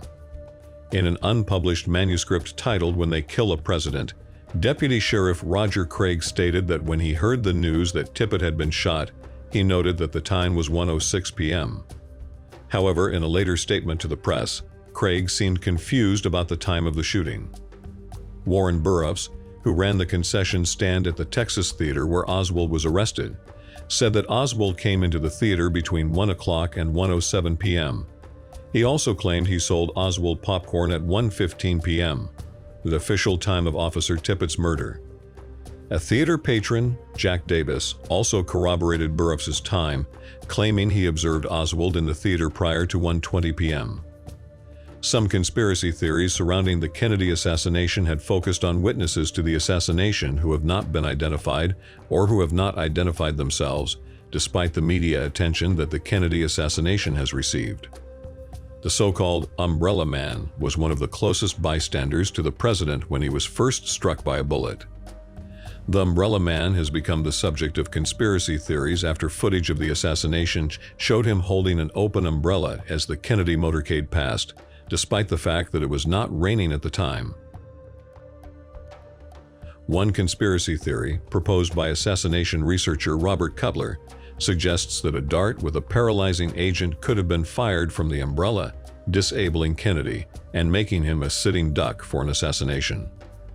In 1975, CIA weapons developer Charles Sensony told the Senate Intelligence Committee that such an umbrella weapon was in the hands of the CIA in 1963. A more prevalent conspiracy theory holds that the umbrella could have been used to provide visual signals to hidden gunmen.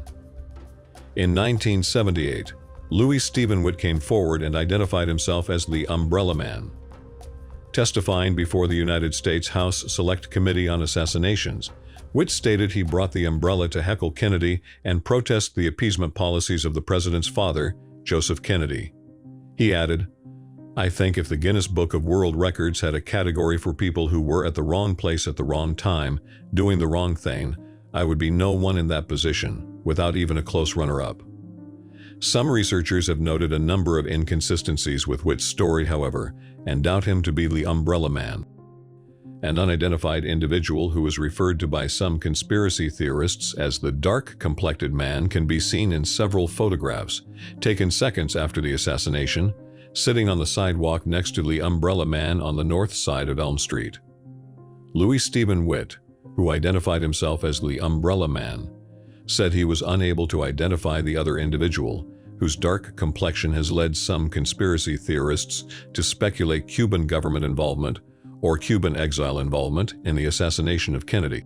Badge Man and Tin Hat Man are figures on the grassy knoll who it is alleged can be seen in the Mary Mormon photo, taken approximately 1/6 of a second after President Kennedy was struck with the fatal head wound. The figures were first discovered by researchers Jack White and Gary Mack and are discussed in a 1988 documentary called The Men Who Killed Kennedy, where it is alleged a third figure can also be seen on the grassy knoll, possibly the eyewitness Gordon Arnold. The Badge Man figure, so called as he appears to be wearing a uniform similar to that worn by a policeman, with a badge prominent, helped fuel conspiracy theories linking Dallas police officers, or someone impersonating a police officer, to the assassination. Another figure is the so-called Black Dog Man figure who can be seen at the corner of a retaining wall in the Willis and Betzner photo of the assassination. In an interview, Marilyn Sitzman told Josiah Thompson that she saw a young black couple who were eating lunch and drinking cokes on a bench behind the retaining wall, and therefore it is possible that the Black Dog Man figure is actually the black woman and her child. If so, the woman has never come forward to identify herself. In The Killing of a President, Robert Groden argues that the Black Dog Man figure can be seen in a pyracantha bush in frame 413 of the Zapruder film. The United States House Select Committee on Assassinations concluded that a head of an individual could be seen, but that this individual was situated in front of, rather than behind the bushes. Bill Miller argues that this individual is actually the eyewitness Emmett Hudson.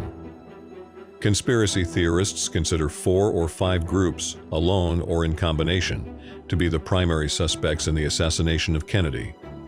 The CIA, the military-industrial complex, organized crime, the government of Cuba led by Fidel Castro, and Cuban exiles.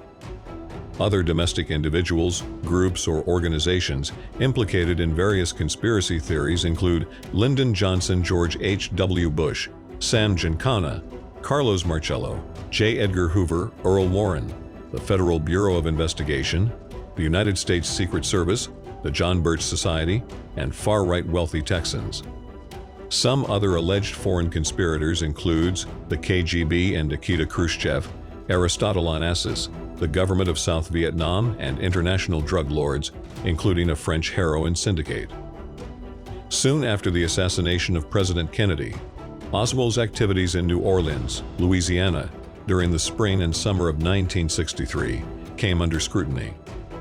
3 days after the assassination, on November 25, 1963, New Orleans attorney Dean Andrews told the FBI that he received a telephone call from a man named Clay Bertrand on the day of the assassination, asking him to defend Oswald. Andrews would later repeat this claim in testimony to the Warren Commission. Also in late November 1963, an employee of New Orleans private investigator Guy Bannister named Jack Martin began making accusations that fellow Bannister employee David Ferry was involved in the JFK assassination. Martin told police that Ferry was supposed to have been the getaway pilot in the assassination. He said that Ferry had outlined plans to kill Kennedy and that Ferry might have taught Oswald how to use a rifle with a telescopic sight. Martin claimed that Ferry had known Oswald from their days in the New Orleans Civil Air Patrol and that he had seen a photograph at Ferry's home of Oswald in a Civil Air Patrol group. Ferry denied any association with Oswald. It was later discovered that Ferry had attended Civil Air Patrol meetings in New Orleans in the 1950s that were also attended by a teenage Lee Harvey Oswald. In 1993, the PBS television program Frontline obtained a photograph taken in 1955, 8 years before the assassination, showing Oswald and Ferry at a Civil Air Patrol cookout with other CAP cadets. Whether Oswald's and Ferry's association in the Civil Air Patrol in 1955 is relevant to their later possible association in 1963 is a subject of debate. According to several witnesses, in 1963, both Ferry and Bannister were working for lawyer G. Ray Gill on behalf of Gill's client, New Orleans mafia boss Carlos Marcello, in an attempt to block Marcello's deportation to Guatemala. On the afternoon of November 22, 1963, the day John F. Kennedy was assassinated and the day Marcello was acquitted in his deportation case, New Orleans private investigator Guy Bannister and his employee, Jack Martin, were drinking together at a local bar. On their return to Bannister's office, the two men got into a heated argument. According to Martin, Bannister said something to which Martin replied, "What are you going to do? Kill me like you all did Kennedy." Bannister drew his .357 Magnum revolver and pistol-whipped Martin several times. Martin, badly injured, went by ambulance to Charity Hospital. Earlier, in the spring of 1963, Oswald had written to the New York City headquarters of the Pro-Castro Fair Play for Cuba Committee, proposing to rent a small office at my own expense for the purpose of forming an FPCC branch here in New Orleans. As the sole member of the New Orleans chapter of the Fair Play for Cuba Committee, Oswald ordered 1,000 leaflets with the heading, "Hands Off Cuba," from a local printer. On August 16, 1963, Oswald passed out Fair Play for Cuba leaflets in front of the International Trade Mart in New Orleans. One of Oswald's leaflets had the address 544 Camp Street hand-stamped on it, apparently by Oswald himself. The address was in the Newman Building, which from October 1961 to February 1962 housed the Cuban Revolutionary Council, a militant anti-Castro group. Around the corner, but located in the same building, with a different entrance, was the address 531 Lafayette Street, the address of Guy Bannister Associates, the private detective agency run by Guy Bannister. Bannister's office was involved in anti-Castro and private investigative activities in the New Orleans area. A CIA file indicated that in September 1960, the CIA had considered using Guy Bannister Associates for the collection of foreign intelligence, but ultimately decided against it. In the late 1970s, the House Select Committee on Assassinations investigated the possible relationship of Oswald to Bannister's office. While the committee was unable to interview Guy Bannister, who died in 1964, the committee did interview his brother Ross Bannister. Ross told the committee that his brother had mentioned seeing Oswald hand out Fair Play for Cuba literature on one occasion. Ross theorized that Oswald had used the 544 Camp Street address on his literature to embarrass Guy. Guy Bannister's secretary, Delphine Roberts, would later tell author Anthony Summers that she saw Oswald at Bannister's office and that he filled out one of Bannister's agent application forms. She said Oswald came back a number of times. He seemed to be on familiar terms with Bannister and with the office. The House Select Committee on Assassinations investigated Roberts's claims and said that because of contradictions in Roberts' statements to the committee and lack of independent corroboration of many of her statements, the reliability of her statements could not be determined. In 1966, New Orleans District Attorney Jim Garrison began an investigation into the assassination of President Kennedy. Garrison's investigation led him to conclude that a group of right-wing extremists, including David Ferrie and Guy Bannister, were involved with elements of the Central Intelligence Agency in a conspiracy to kill Kennedy. Garrison would later claim that the motive for the assassination was anger over Kennedy's attempts to obtain a peace settlement in both Cuba and Vietnam. Garrison also came to believe that New Orleans businessman Clay Shaw was part of the conspiracy and that Clay Shaw used the pseudonym Clay Bertrand. Garrison further believed that Shaw, Bannister, and Ferrie conspired to set up Oswald as a patsy in the JFK assassination. On March 1, 1967, Garrison arrested and charged Shaw with conspiring to assassinate President Kennedy. On January 29, 1969, Clay Shaw was brought to trial on these charges, and the jury found him not guilty. In 2003, Judith Baker, whose employment records show that she worked at the Raleigh Coffee Company in New Orleans at the same time Oswald did, appeared in an episode of the television documentary series, The Men Who Killed Kennedy. Baker claimed that in 1963, she was recruited by Dr. Candup Michelson to work with Dr. Alton Ochsner and Dr. Mary Sherman on a clandestine CIA project to develop a biological weapon that could be used to assassinate Fidel Castro. According to Baker, she and Oswald were hired by Raleigh in the spring of 1963 as a cover for the operation. Baker further claimed that she and Oswald began an affair, and that later Oswald told her about Mérida, Mexico, a city where he suggested they might begin their lives over again. According to John McAdams, Baker presents a classic case of pushing the limits of plausibility too far. Others on both sides of the research community have widely dismissed her claims. Addressing speculation that Oswald was a CIA agent or had some relationship with the agency, the Warren Commission stated in 1964 that their investigation revealed no evidence that Oswald was ever employed by the CIA in any capacity. The House Select Committee on Assassinations reported similarly in 1979 that there was no indication in Oswald's CIA file that he had ever had contact with the agency, and concluded that the CIA was not involved in the assassination of Kennedy. Geeton Fonzie, an investigator for the House Select Committee on Assassinations, wrote that investigators were pressured not to look into the relationship between Lee Harvey Oswald and the CIA. He stated that CIA agent David Atlee Phillips, using the pseudonym Morris Bishop, was involved with Oswald prior to the Kennedy assassination in connection with anti-Castro Cuban groups. In 1995, former U.S. Army intelligence officer and National Security Agency Executive Assistant John M. Newman published evidence that both the CIA and FBI deliberately tampered with their files on Lee Harvey Oswald both before and after the assassination. Furthermore, he found that both agencies withheld information that might have alerted authorities in Dallas that Oswald posed a potential threat to the president.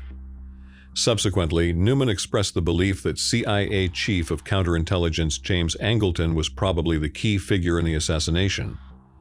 According to Newman, only Angleton had the access, the authority, and the diabolically ingenious mind to manage this sophisticated plot. However, Newman surmised that the cover operation was not under James Angleton, but under Allen Dulles, the former CIA director and later Warren Commission member, who had been dismissed by Kennedy after the failed Bay of Pigs invasion. In 1977, the FBI released 40,000 files pertaining to the assassination of Kennedy, including an April 3, 1967, memorandum from Deputy Director Cartha DeLoach to Associate Director Clyde Tolson that was written less than a month after President Johnson learned from J. Edgar Hoover about CIA plots to kill Fidel Castro. The memorandum reads, "Marvin Watson, advisor to President Johnson, called me late last night and stated that the president had told him, in an off moment, that he was now convinced that there was a plot in connection with the JFK assassination. Watson stated the president felt that the CIA had had something to do with plot. Later, Cartha DeLoach testified to the Church Committee that he felt this to be sheer speculation. One conspiracy theory suggests that a secret or shadow government, including wealthy industrialists and right-wing politicians, ordered the assassination of Kennedy. Peter Dale Scott has indicated that Kennedy's death allowed for policy reversals desired by the secret government to escalate the United States military involvement in Vietnam.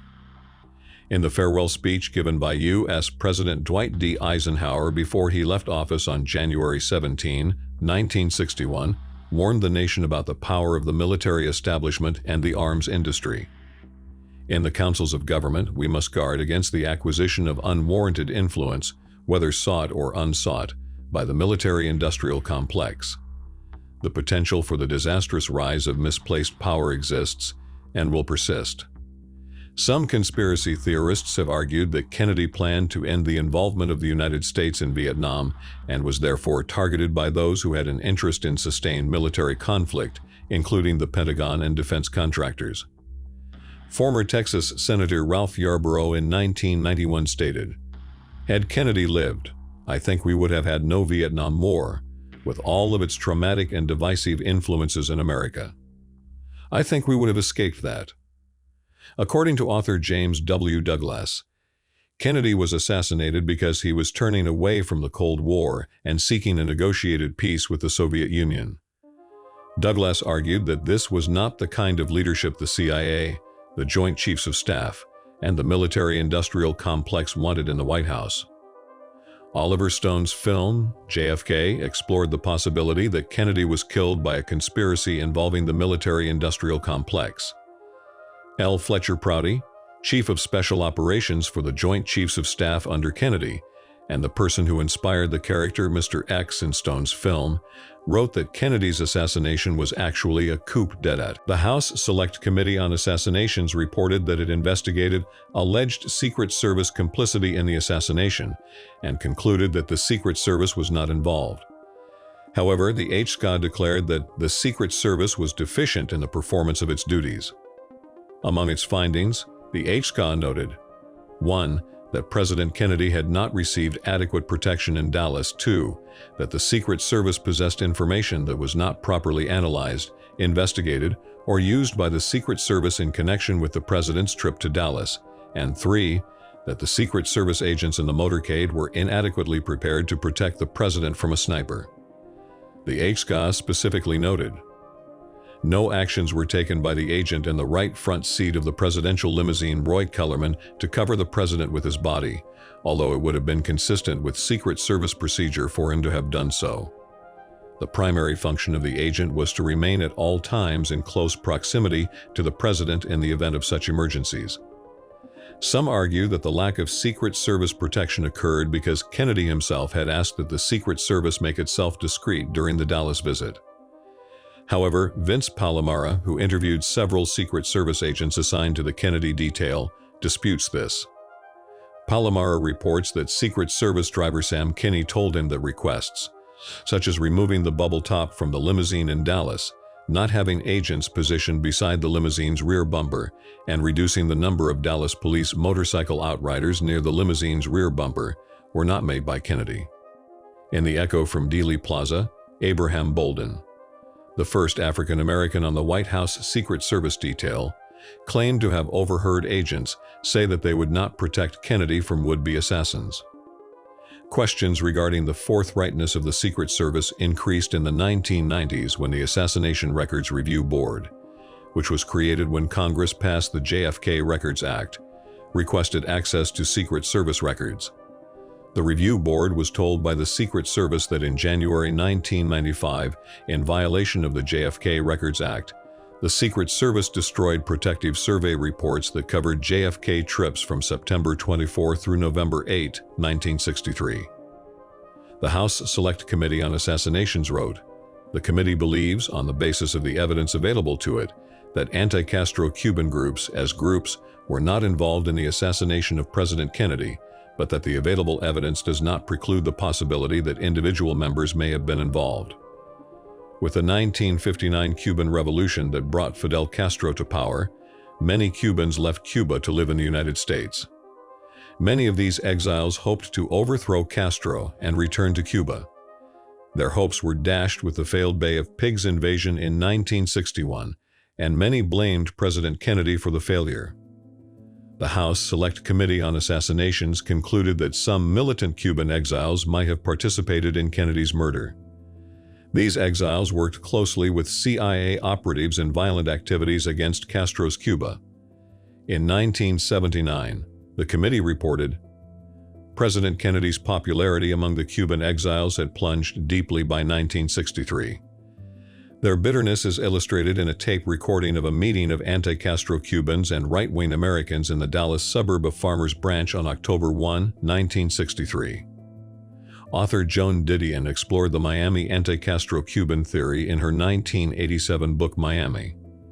She discussed Marita Lawrence's testimony regarding Guillermo Novo, a Cuban exile who, in 1964, was involved in shooting a bazooka at the headquarters of the United Nations building from the East River during a speech by Che Guevara. Allegedly, Novo was affiliated with Lee Harvey Oswald and Frank Sturgis. Lawrence claimed that she, Oswald, and 7 anti-Castro Cubans transported weapons from Miami to Dallas in 2 cars just prior to the assassination. These claims, though put forth to the House Assassinations Committee by Lawrence, have never been substantiated. Don DeLillo dramatized the Cuban theory in his 1988 novel Libra. In 1964, the Warren Commission found no evidence linking Ruby's killing of Oswald with any broader conspiracy to assassinate President Kennedy. The Commission concluded, based on its evaluation of the record, the Commission believes that the evidence does not establish a significant link between Ruby and organized crime. Both state and federal officials have indicated that Ruby was not affiliated with organized criminal activity. However, in 1979, the House Select Committee on Assassinations wrote, "The committee believes, on the basis of the evidence available to it, that the National Syndicate of Organized Crime as a group was not involved in the assassination of President Kennedy, but that the available evidence does not preclude the possibility that individual members may have been involved." Robert Blakey, who was chief counsel for the House Select Committee on Assassinations, would later conclude in his book, The Plot to Kill the President, that New Orleans mafia boss Carlos Marcello was likely part of a mafia conspiracy behind the assassination, and that the mafia had the means and the opportunity required to carry it out. In a 1993 Washington Post article, Blakey added, "It is difficult to dispute the underworld pedigree of Jack Ruby, though the Warren Commission did it in 1964. Author Gerald Posner similarly ignores Ruby's ties to Joseph Civello, the organized crime boss in Dallas. His relationship with Joseph Campisi, the no-2 man in the mob in Dallas, is even more difficult to ignore. In fact, Campisi and Ruby were close friends. They had dinner together at Campisi's restaurant, the Egyptian Lounge, on the night before the assassination. After Ruby was jailed for killing Oswald, Campisi regularly visited him. The Select Committee thought Campisi's connection to Marcello was telling. He told us, for example, that every year at Christmas he sent 260 pounds of Italian sausage to Marcello, a sort of mafia tribute. We'd also learned that he called New Orleans up to 20 times a day. Government documents have revealed that some members of the mafia worked with the Central Intelligence Agency on assassination attempts against Cuban leader Fidel Castro. In summer 1960, The CIA recruited ex-FBI agent Robert Matthew to approach the West Coast representative of the Chicago mob, Johnny Roselli. When Matthew contacted Roselli, Matthew hid the fact that he was sent by the CIA, instead portraying himself as an advocate for international corporations. He offered to pay $150,000 to have Castro killed, but Roselli declined any pay. Roselli introduced Matthew to two men he referred to as Sam Gold and Joe. Sam Gold was Sam Giancana.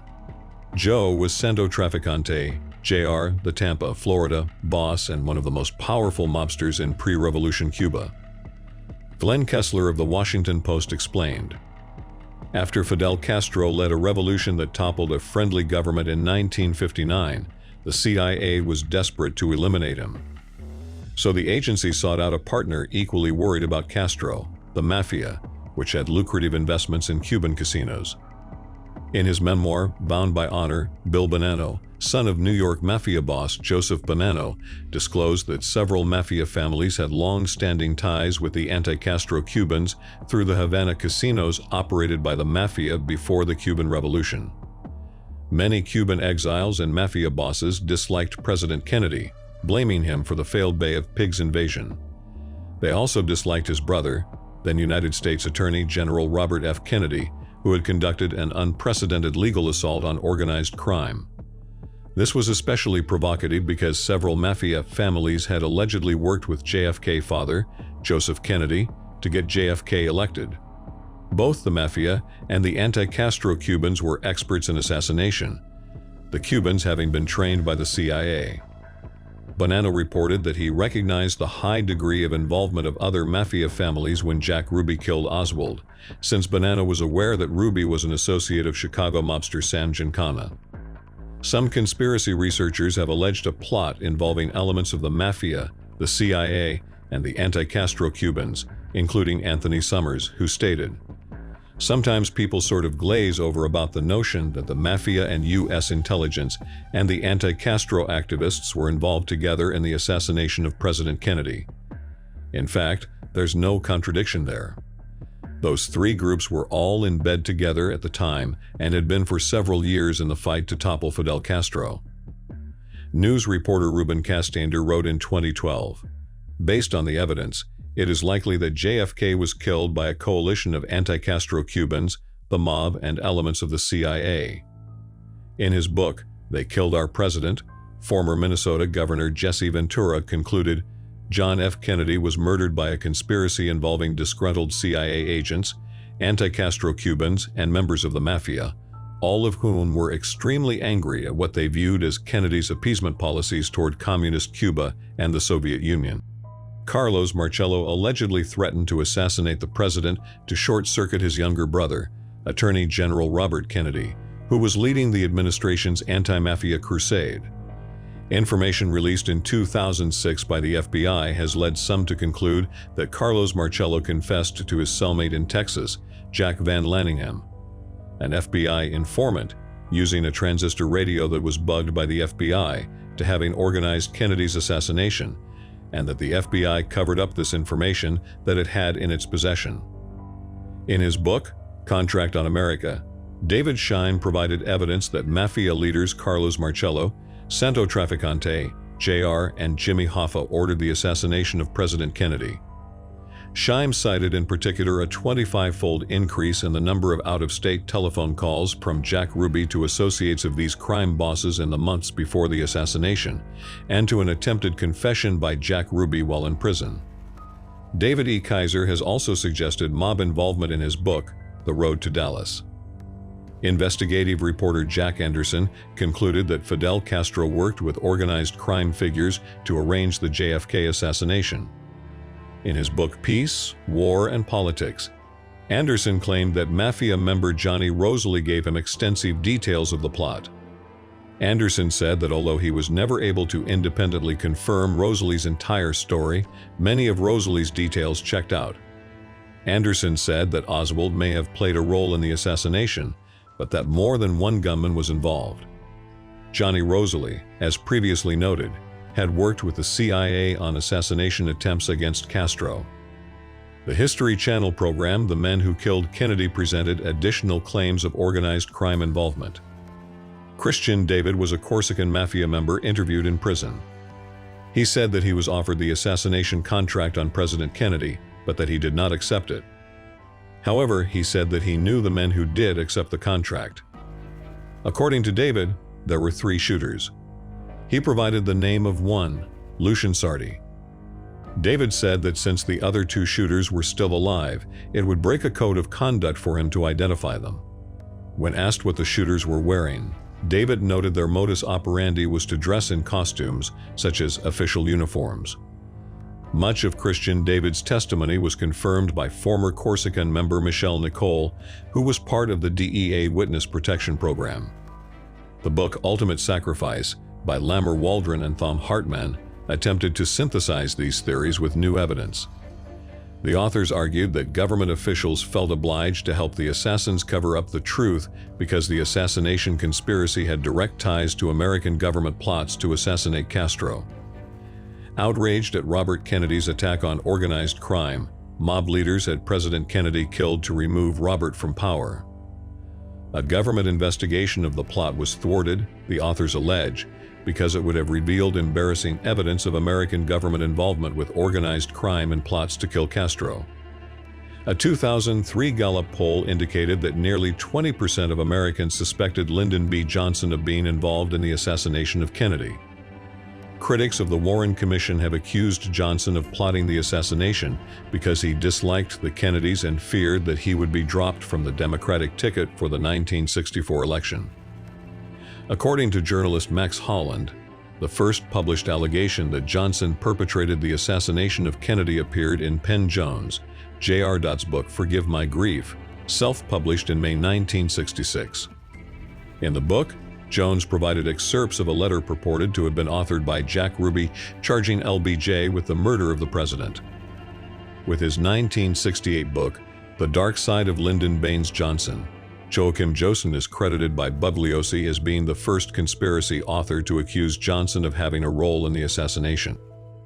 According to Jossen, Johnson played the leading part in a conspiracy that involved the Dallas oligarchy and local branches of the CIA, the FBI, and the Secret Service. Others who have indicated there was complicity on the part of Johnson include Jim Mars, Ralph D. Thomas, J. Gary Shaw, Larry Harris, Walt Brown, Noel Twyman, Bar McClellan, Craig Zerbel, Philip F. Nelson, and Madeline Brown.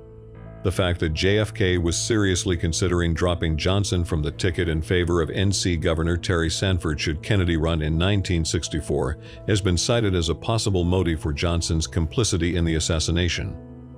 In 1968, Kennedy's personal secretary Evelyn Lincoln wrote in her book, Kennedy and Johnson, that President Kennedy had told her that Lyndon B. Johnson would be replaced as Vice President of the United States. That conversation took place on November 19, 1963, just 3 days before the assassination of President Kennedy, and was recorded that evening in her diary and reads as follows. As Mr. Kennedy sat in the rocker in my office, his head resting on its back, he placed his left leg across his right knee. He rocked slightly as he talked. In a slow, pensive voice, he said to me, "You know, if I am re-elected in '64, I am going to spend more and more time toward making government service an honorable career. I would like to tailor the executive and legislative branches of government so that they can keep up with the tremendous strides and progress being made in other fields. I'm going to advocate changing some of the outmoded rules and regulations in the Congress, such as the seniority rule. To do this, I will need as a running mate in '64 a man who believes as I do." Mrs. Lincoln went on to write, "I was fascinated by this conversation and wrote it down verbatim in my diary. Now I asked, 'Who is your choice as a running mate?' He looked straight ahead, and without hesitating he replied, 'At this time I am thinking about Governor Terry Sanford of North Carolina, but it will not be Lyndon.'" In 2003, researcher Bar McClellan published the book Blood, Money, and Power. McClellan claims that Johnson, motivated by the fear of being dropped from the Kennedy ticket in 1964 and the need to cover up various scandals, masterminded Kennedy's assassination with the help of his friend, Austin attorney Edward A. Clark. The book suggests that a smudged partial fingerprint from the sniper's nest likely belonged to Johnson's associate Malcolm "Mac" Wallace, and that Mac Wallace was, therefore, on the 6th floor of the depository at the time of the shooting. The book further claims that the killing of Kennedy was paid for by oil magnates, including Clint Murchison and H.L. Hunt. McClellan states that the assassination of Kennedy allowed the oil depletion allowance to be kept at 27.5%. It remained unchanged during the Johnson presidency. According to McClellan, this resulted in a saving of over $100 million to the American oil industry. McClellan's book subsequently became the subject of an episode of Nigel Turner's ongoing documentary television series, The Men Who Killed Kennedy. The episode, The Guilty Men, drew angry condemnation from the Johnson family, Johnson's former aides, and former presidents Gerald Ford, who was a member of the Warren Commission, and Jimmy Carter following its airing on the History Channel. The History Channel assembled a committee of historians who concluded the accusations in the documentary were without merit, and the History Channel apologized to the Johnson family and agreed not to air the series in the future. Madeline Brown, who alleged she was the mistress of Johnson, also implicated him in a conspiracy to kill Kennedy. In 1997, Brown said that Johnson, along with H.L. Hunt, had begun planning Kennedy's demise as early as 1960. Brown claimed that by its fruition in 1963, the conspiracy involved dozens of persons, including the leadership of the FBI and the Mafia, as well as prominent politicians and journalists. In the documentary The Men Who Killed Kennedy, Madeline Brown and May Newman, an employee of Texas oilman Clint Murchison, both placed FBI Director J. Edgar Hoover at a social gathering at Murchison's mansion the night before the assassination. Also in attendance, according to Brown, were John McCloy, Richard Nixon, George Brown, R.L. Thornton, and H.L. Hunt. Madeline Brown claimed that Johnson arrived at the gathering late in the evening and, in a grating whisper, told her that the Kennedys will never embarrass me again. That's no threat, that's a promise. In addition, Brown said that on New Year's Eve 1963, she met Johnson at the Driscoll Hotel in Austin, Texas, and that he confirmed the conspiracy to kill Kennedy, insisting that the fat cats of Texas and U.S. intelligence had been responsible. Brown reiterated her allegations against Johnson in the 2006 documentary Evidence of Revision. In the same documentary, several other Johnson associates also voiced their suspicions of Johnson. Dr. Charles Crenshaw authored the 1992 book JFK, Conspiracy of Silence, along with conspiracy theorists Jens Hansen and J. Gary Shaw. Crenshaw was a third-year surgical resident on the trauma team at Parkland Hospital that attended to President Kennedy. He also treated Oswald after he was shot by Jack Ruby. While attending to Oswald, Crenshaw said that he answered a telephone call from Lyndon Johnson. Crenshaw said that Johnson inquired about Oswald's status, and that Johnson demanded a deathbed confession from the accused assassin Oswald. Crenshaw said that he relayed Johnson's message to Dr. Shires, but that Oswald was in no condition to give any statement. Critics of Crenshaw's allegation state that Johnson was in his limousine at the moment the call would have been made, that no one in his car corroborated that the call was made, and that there is no record of such a call being routed through the White House switchboard. Former CIA agent and Watergate figure E. Howard Hunt accused Johnson, along with several CIA agents whom he named, of complicity in the assassination in his posthumously released autobiography American Spy, My Secret History in the CIA, Watergate, and Beyond. Referencing that section of the book, Tim Weiner of the New York Times called into question the sincerity of the charges, and William F. Buckley, Jr., who wrote the foreword, said material was clearly ghostwritten.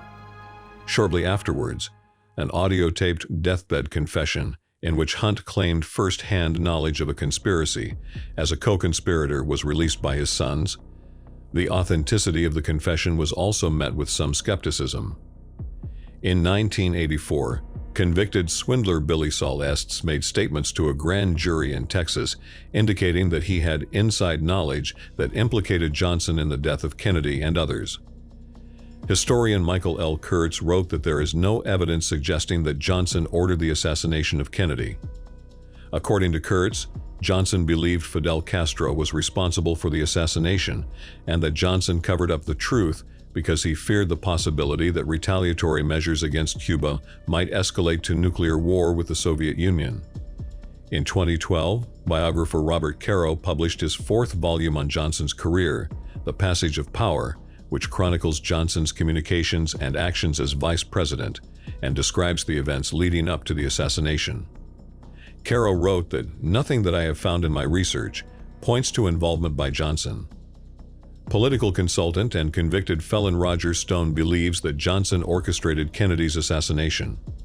He also claims that Rafael Cruz, father of Texas Senator and Republican presidential candidate for the 2016 elections Ted Cruz, is tied to Lee Harvey Oswald. On November 29, 1963, exactly 1 week after the assassination, an employee of the FBI wrote in a memo that Mr. George Bush of the Central Intelligence Agency was given a briefing on the reaction to the assassination by Cuban exiles living in Miami. Some have alleged that the George Bush cited in this memo is the future U.S. President George H.W. Bush, who was appointed head of the CIA by President Gerald Ford in 1976, 13 years after the assassination.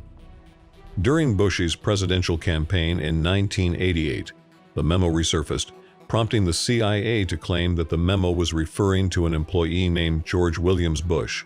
However, George Williams Bush disputed this suggestion, declaring under oath that I am not the George Bush of the Central Intelligence Agency referred to in the memorandum.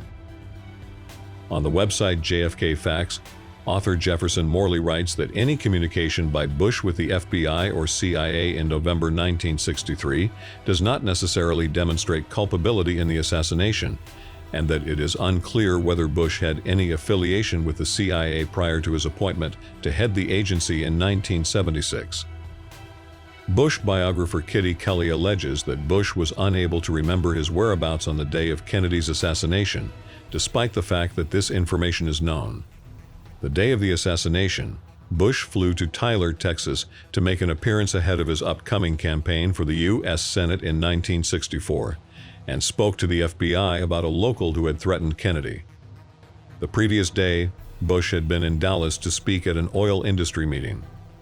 Morley has suggested the possibility that Bush's report to the FBI was a cover story, but cautioned that speculation, however plausible, isn't evidence, and that Kelly is not the most reliable of sources.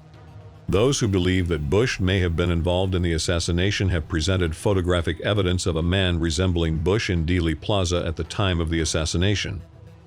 However, Morley argues this evidence is weak, as no comparative measurements of the two men's facial features has been made. Bush was already an announced Senate candidate for several months by the time of the assassination, and thus had received much press attention.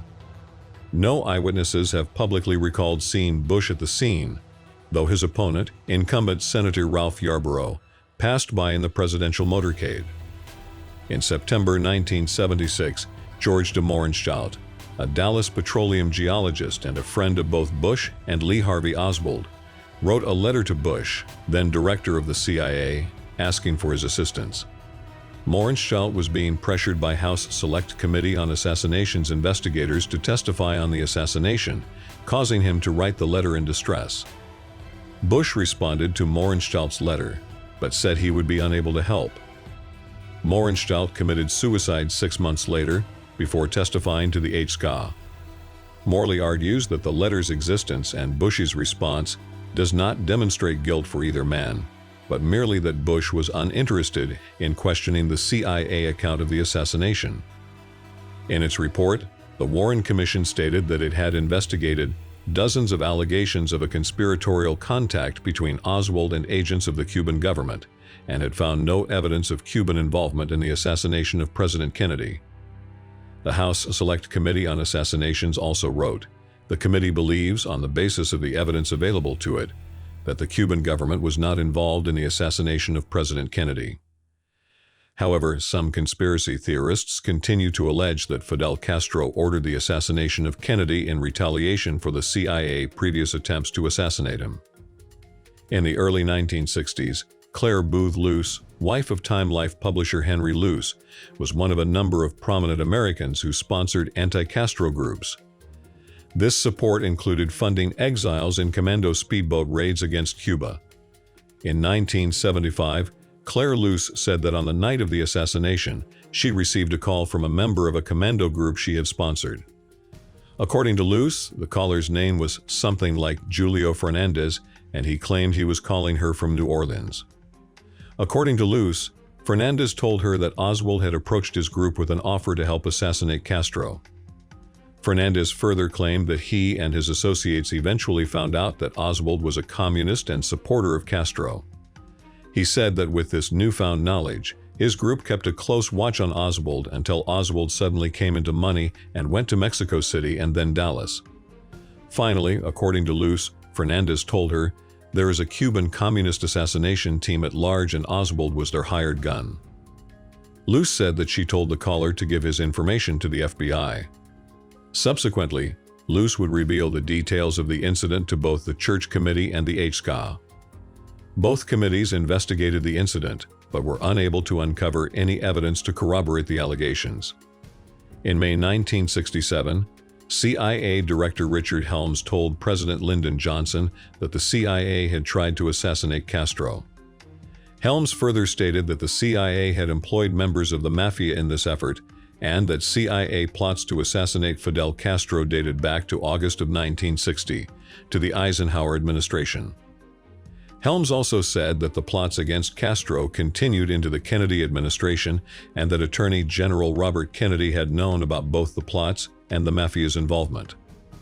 On separate occasions, Johnson told two prominent television newsmen that he believed that JFK assassination had been organized by Castro as retaliation for the CIA efforts to kill Castro. In October 1968, Johnson told veteran newsman Howard K. Smith of ABC that Kennedy was trying to get to Castro, but Castro got to him first. In September 1969, in an interview with Walter Cronkite of CBS, Johnson said in regard to the assassination, "I could not honestly say that I've ever been completely relieved of the fact that there might have been international connections," and referenced unnamed others. Finally, in 1971, Johnson told his former speechwriter Leo Janos of Time magazine that he never believed that Oswald acted alone. In 1977, Castro was interviewed by newsman Bill Moyers. Castro denied any involvement in Kennedy's death, saying, "It would have been absolute insanity by Cuba. It would have been a provocation. Needless to say, it would have been to run the risk that our country would have been destroyed by the United States. Nobody who's not insane could have thought about killing Kennedy in retaliation."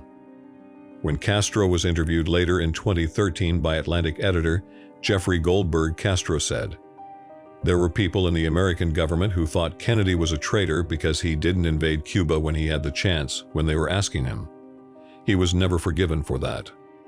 The Warren Commission reported that they found no evidence that the Soviet Union was involved in the assassination of President Kennedy. The House Select Committee on Assassinations also wrote, "The committee believes, on the basis of the evidence available to it, that the Soviet government was not involved in the assassination of President Kennedy." According to some conspiracy theorists, the Soviet Union, under the leadership of Nikita Khrushchev, was responsible for the assassination, motivated by the humiliation of having to back down during the Cuban Missile Crisis. According to a 1966 FBI document, Colonel Boris Ivanov, chief of the KGB residency in New York City at the time of the assassination, stated that it was his personal opinion that the assassination had been planned by an organized group rather than a lone individual. The same document stated, "Officials of the Communist Party of the Soviet Union believed there was some well-organized conspiracy on the part of the ultra-right in the United States to effect a coup." Much later, the high-ranking Soviet bloc intelligence defector, Lieutenant General Ion Mihai Pacepa, said that he had a conversation with Nicolae Ceausescu, who told him about 10 international leaders the Kremlin killed or tried to kill, including Kennedy. He claimed that among the leaders of Moscow's satellite intelligence services there was unanimous agreement that the KGB had been involved in the assassination of President Kennedy.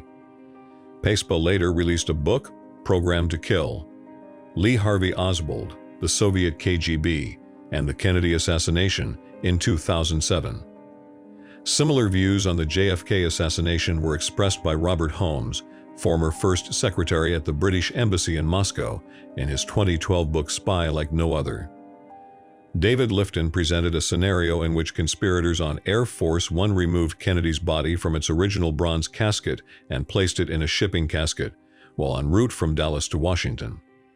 Once the presidential plane arrived at Andrews Air Force Base, the shipping casket with the president's body in it was surreptitiously taken by helicopter from the side of the plane that was out of the television camera's view. Kennedy's body was then taken to an unknown location, most likely Walter Reed Army Medical Center, to surgically alter the body to make it appear that he was shot only from the rear. Part of Lifton's theory comes from a House Select Committee on Assassinations report of an interview of Lieutenant Richard Lipsey on January 18, 1978, by committee staff members Donald Purdy and Mark Flanagan. According to the report, Lieutenant Richard Lipsey said that he and General Whale had met President Kennedy's body at Andrews Air Force Base. Lipsey placed the casket in a hearse to be transported to Bethesda Naval Hospital. Lipsey mentioned that he and Whale then flew by helicopter to Bethesda and took the body of JFK into the back of Bethesda. Lipsey said that a decoy hearse had been driven to the front of Bethesda. With Lipsey's mention of a decoy hearse at Bethesda, Lifton theorized that the casket removed by Lipsey from Air Force One, from the side of the plane exposed to television, was probably also a decoy and was likely empty. Laboratory technologist Paul O'Connor was one of the major witnesses supporting another part of David Lifton's theory that somewhere between Parkland and Bethesda the president's body was made to appear as if it had been shot only from the rear.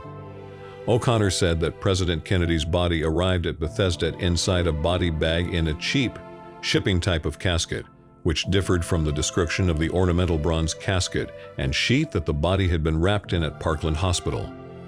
O'Connor said that the brain had already been removed by the time it got to Bethesda, and that there were just little pieces of brain matter left inside the skull. Researcher David R. Rohn dismissed the theory that Kennedy's body was surreptitiously removed from the presidential plane, stating that, as is done with all cargo on airplanes for safety precautions, the coffin and lid were held by steel wrapping cables to prevent shifting during takeoff and landing, and in case of air disturbances in flight. According to Rohn, the side of the plane away from the television camera was bathed in Klieg lights, and thousands of persons watched along the fence that bent backward along that side, providing, in effect, a well-lit and very public stage for any would-be body snatchers. Jim Marrs, in his book Crossfire, presented the theory that Kennedy was trying to rein in the power of the Federal Reserve, and that forces opposed to such action might have played at least some part in the assassination. According to Marrs, the issuance of Executive Order 1110 was an effort by Kennedy to transfer power from the Federal Reserve to the United States Department of the Treasury by replacing Federal Reserve notes with silver certificates. Actor and author Richard Belzer named the responsible parties in this theory as American billionaires, power brokers, and bankers working in tandem with the CIA and other sympathetic agents of the government. A 2010 article in Research magazine discussing various controversies surrounding the Federal Reserve stated that the wildest accusation against the Fed is that it was involved in Kennedy's assassination. Critics of the theory note that Kennedy called for and signed legislation phasing out silver certificates in favor of Federal Reserve notes, thereby enhancing the power of the Federal Reserve, and that Executive Order 1110 was a technicality that only delegated existing presidential powers to the Secretary of the Treasury for administrative convenience during a period of transition. Immediately following Kennedy's death, speculation that he was assassinated by a Zionist conspiracy was prevalent in much of the Muslim world. Among these views were that Zionists were motivated to kill Kennedy due to his opposition to an Israeli nuclear program, that Lyndon B. Johnson received orders from Zionists to have Kennedy killed, and that the assassin was a Zionist agent. According to Michael Collins Piper in Final Judgment, the missing link in the JFK assassination controversy, Israeli Prime Minister David Ben-Gurion orchestrated the assassination after learning that Kennedy planned to keep Israel from obtaining nuclear weapons. Piper said that the assassination was a joint enterprise conducted on the highest levels of the American CIA in collaboration with organized crime, and most specifically with direct and profound involvement by the Israeli intelligence service, the Mossad. The theory also alleges involvement of Meir Lansky and the Anti-Defamation League. In 2004, Mordechai Vanunu stated that the assassination was Israel's response to pressure Kennedy exerted on Ben-Gurion to shed light on Dimona's nuclear reactor in Israel. In a speech before the United Nations General Assembly in 2009, Libyan leader Muammar Gaddafi also alleged that Kennedy was killed for wanting to investigate Dimona. Reasonable Doubt 1985 by Henry Hurt, who writes about his Warren Commission doubts. Hurt pins the plot on professional crook Robert Easterling, along with Texas oilmen and the supposed Ferry-Shaw alliance. Behold a Pale Horse 1991 by William Cooper alleges that Kennedy was shot by the presidential limousine's driver, Secret Service agent William Greer. In the Zapruder film, Greer can be seen turning to his right and looking backwards just before speeding away from Dealey Plaza. This theory has come under severe criticism from others in the research community.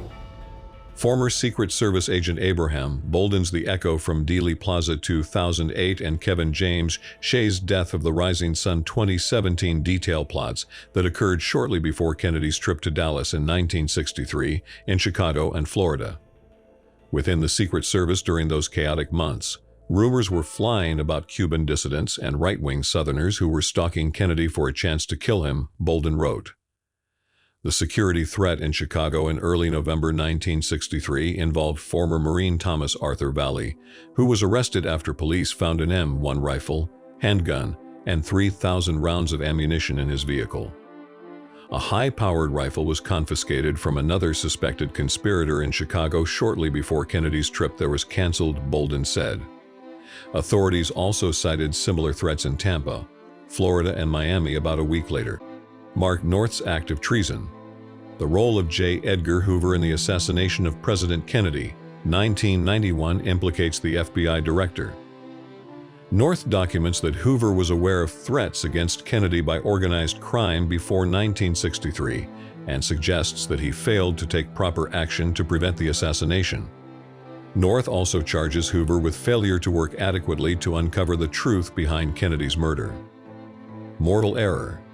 The shot that killed JFK in 1992 by Bonner Menninger alleges that while Oswald did attempt to assassinate JFK and did succeed in wounding him, the fatal shot was accidentally fired by Secret Service agent George Hickey, who was riding in the Secret Service follow-up car directly behind the presidential limousine.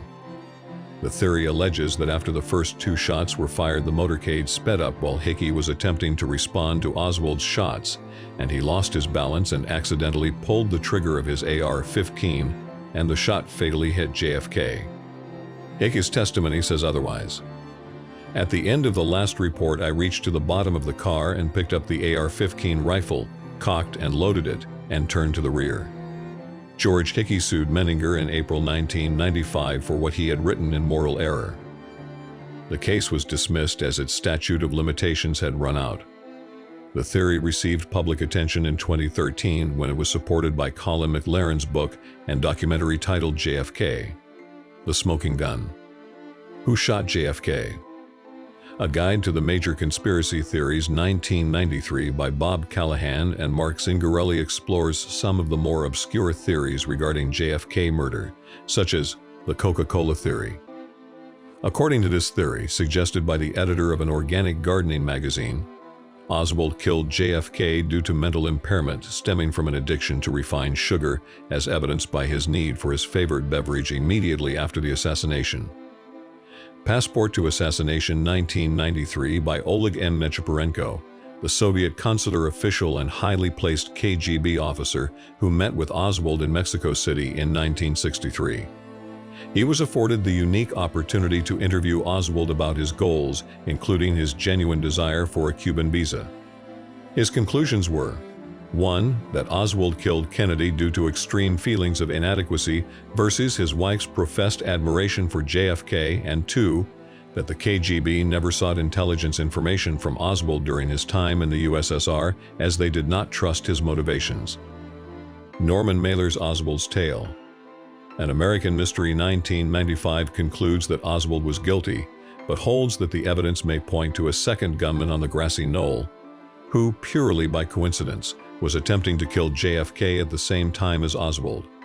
If there was indeed another shot, it was not necessarily fired by a conspirator of Oswald's. Such a gun could have belonged to another lone killer or to a conspirator working for some other group altogether. The Kennedy Mutiny 2002 by Will Fritz, not the same as Police Captain J. Will Fritz, claims that the assassination plot was orchestrated by General Edwin Walker and that he framed Oswald for the crime. JFK. The Second Plot 2002 by Matthew Smith explores the strange case of Roscoe White. In 1990, Roscoe's son Ricky made public a claim that his father, who had been a Dallas police officer in 1963, was involved in killing the president. Roscoe's widow Geneva also claimed that before her husband's death in 1971, he left a diary in which he claims he was one of the marksmen who shot the president, and that he also killed Officer J.D. Tippit. David Rohn's The Zapruder Film 2003 concludes that the shot that killed JFK and JFK throat and back wounds were caused by in and through shots originating from the grassy knoll. 3 shots were fired from 3 different angles, none of them from the 6th-floor window of the Texas Schoolbook Depository.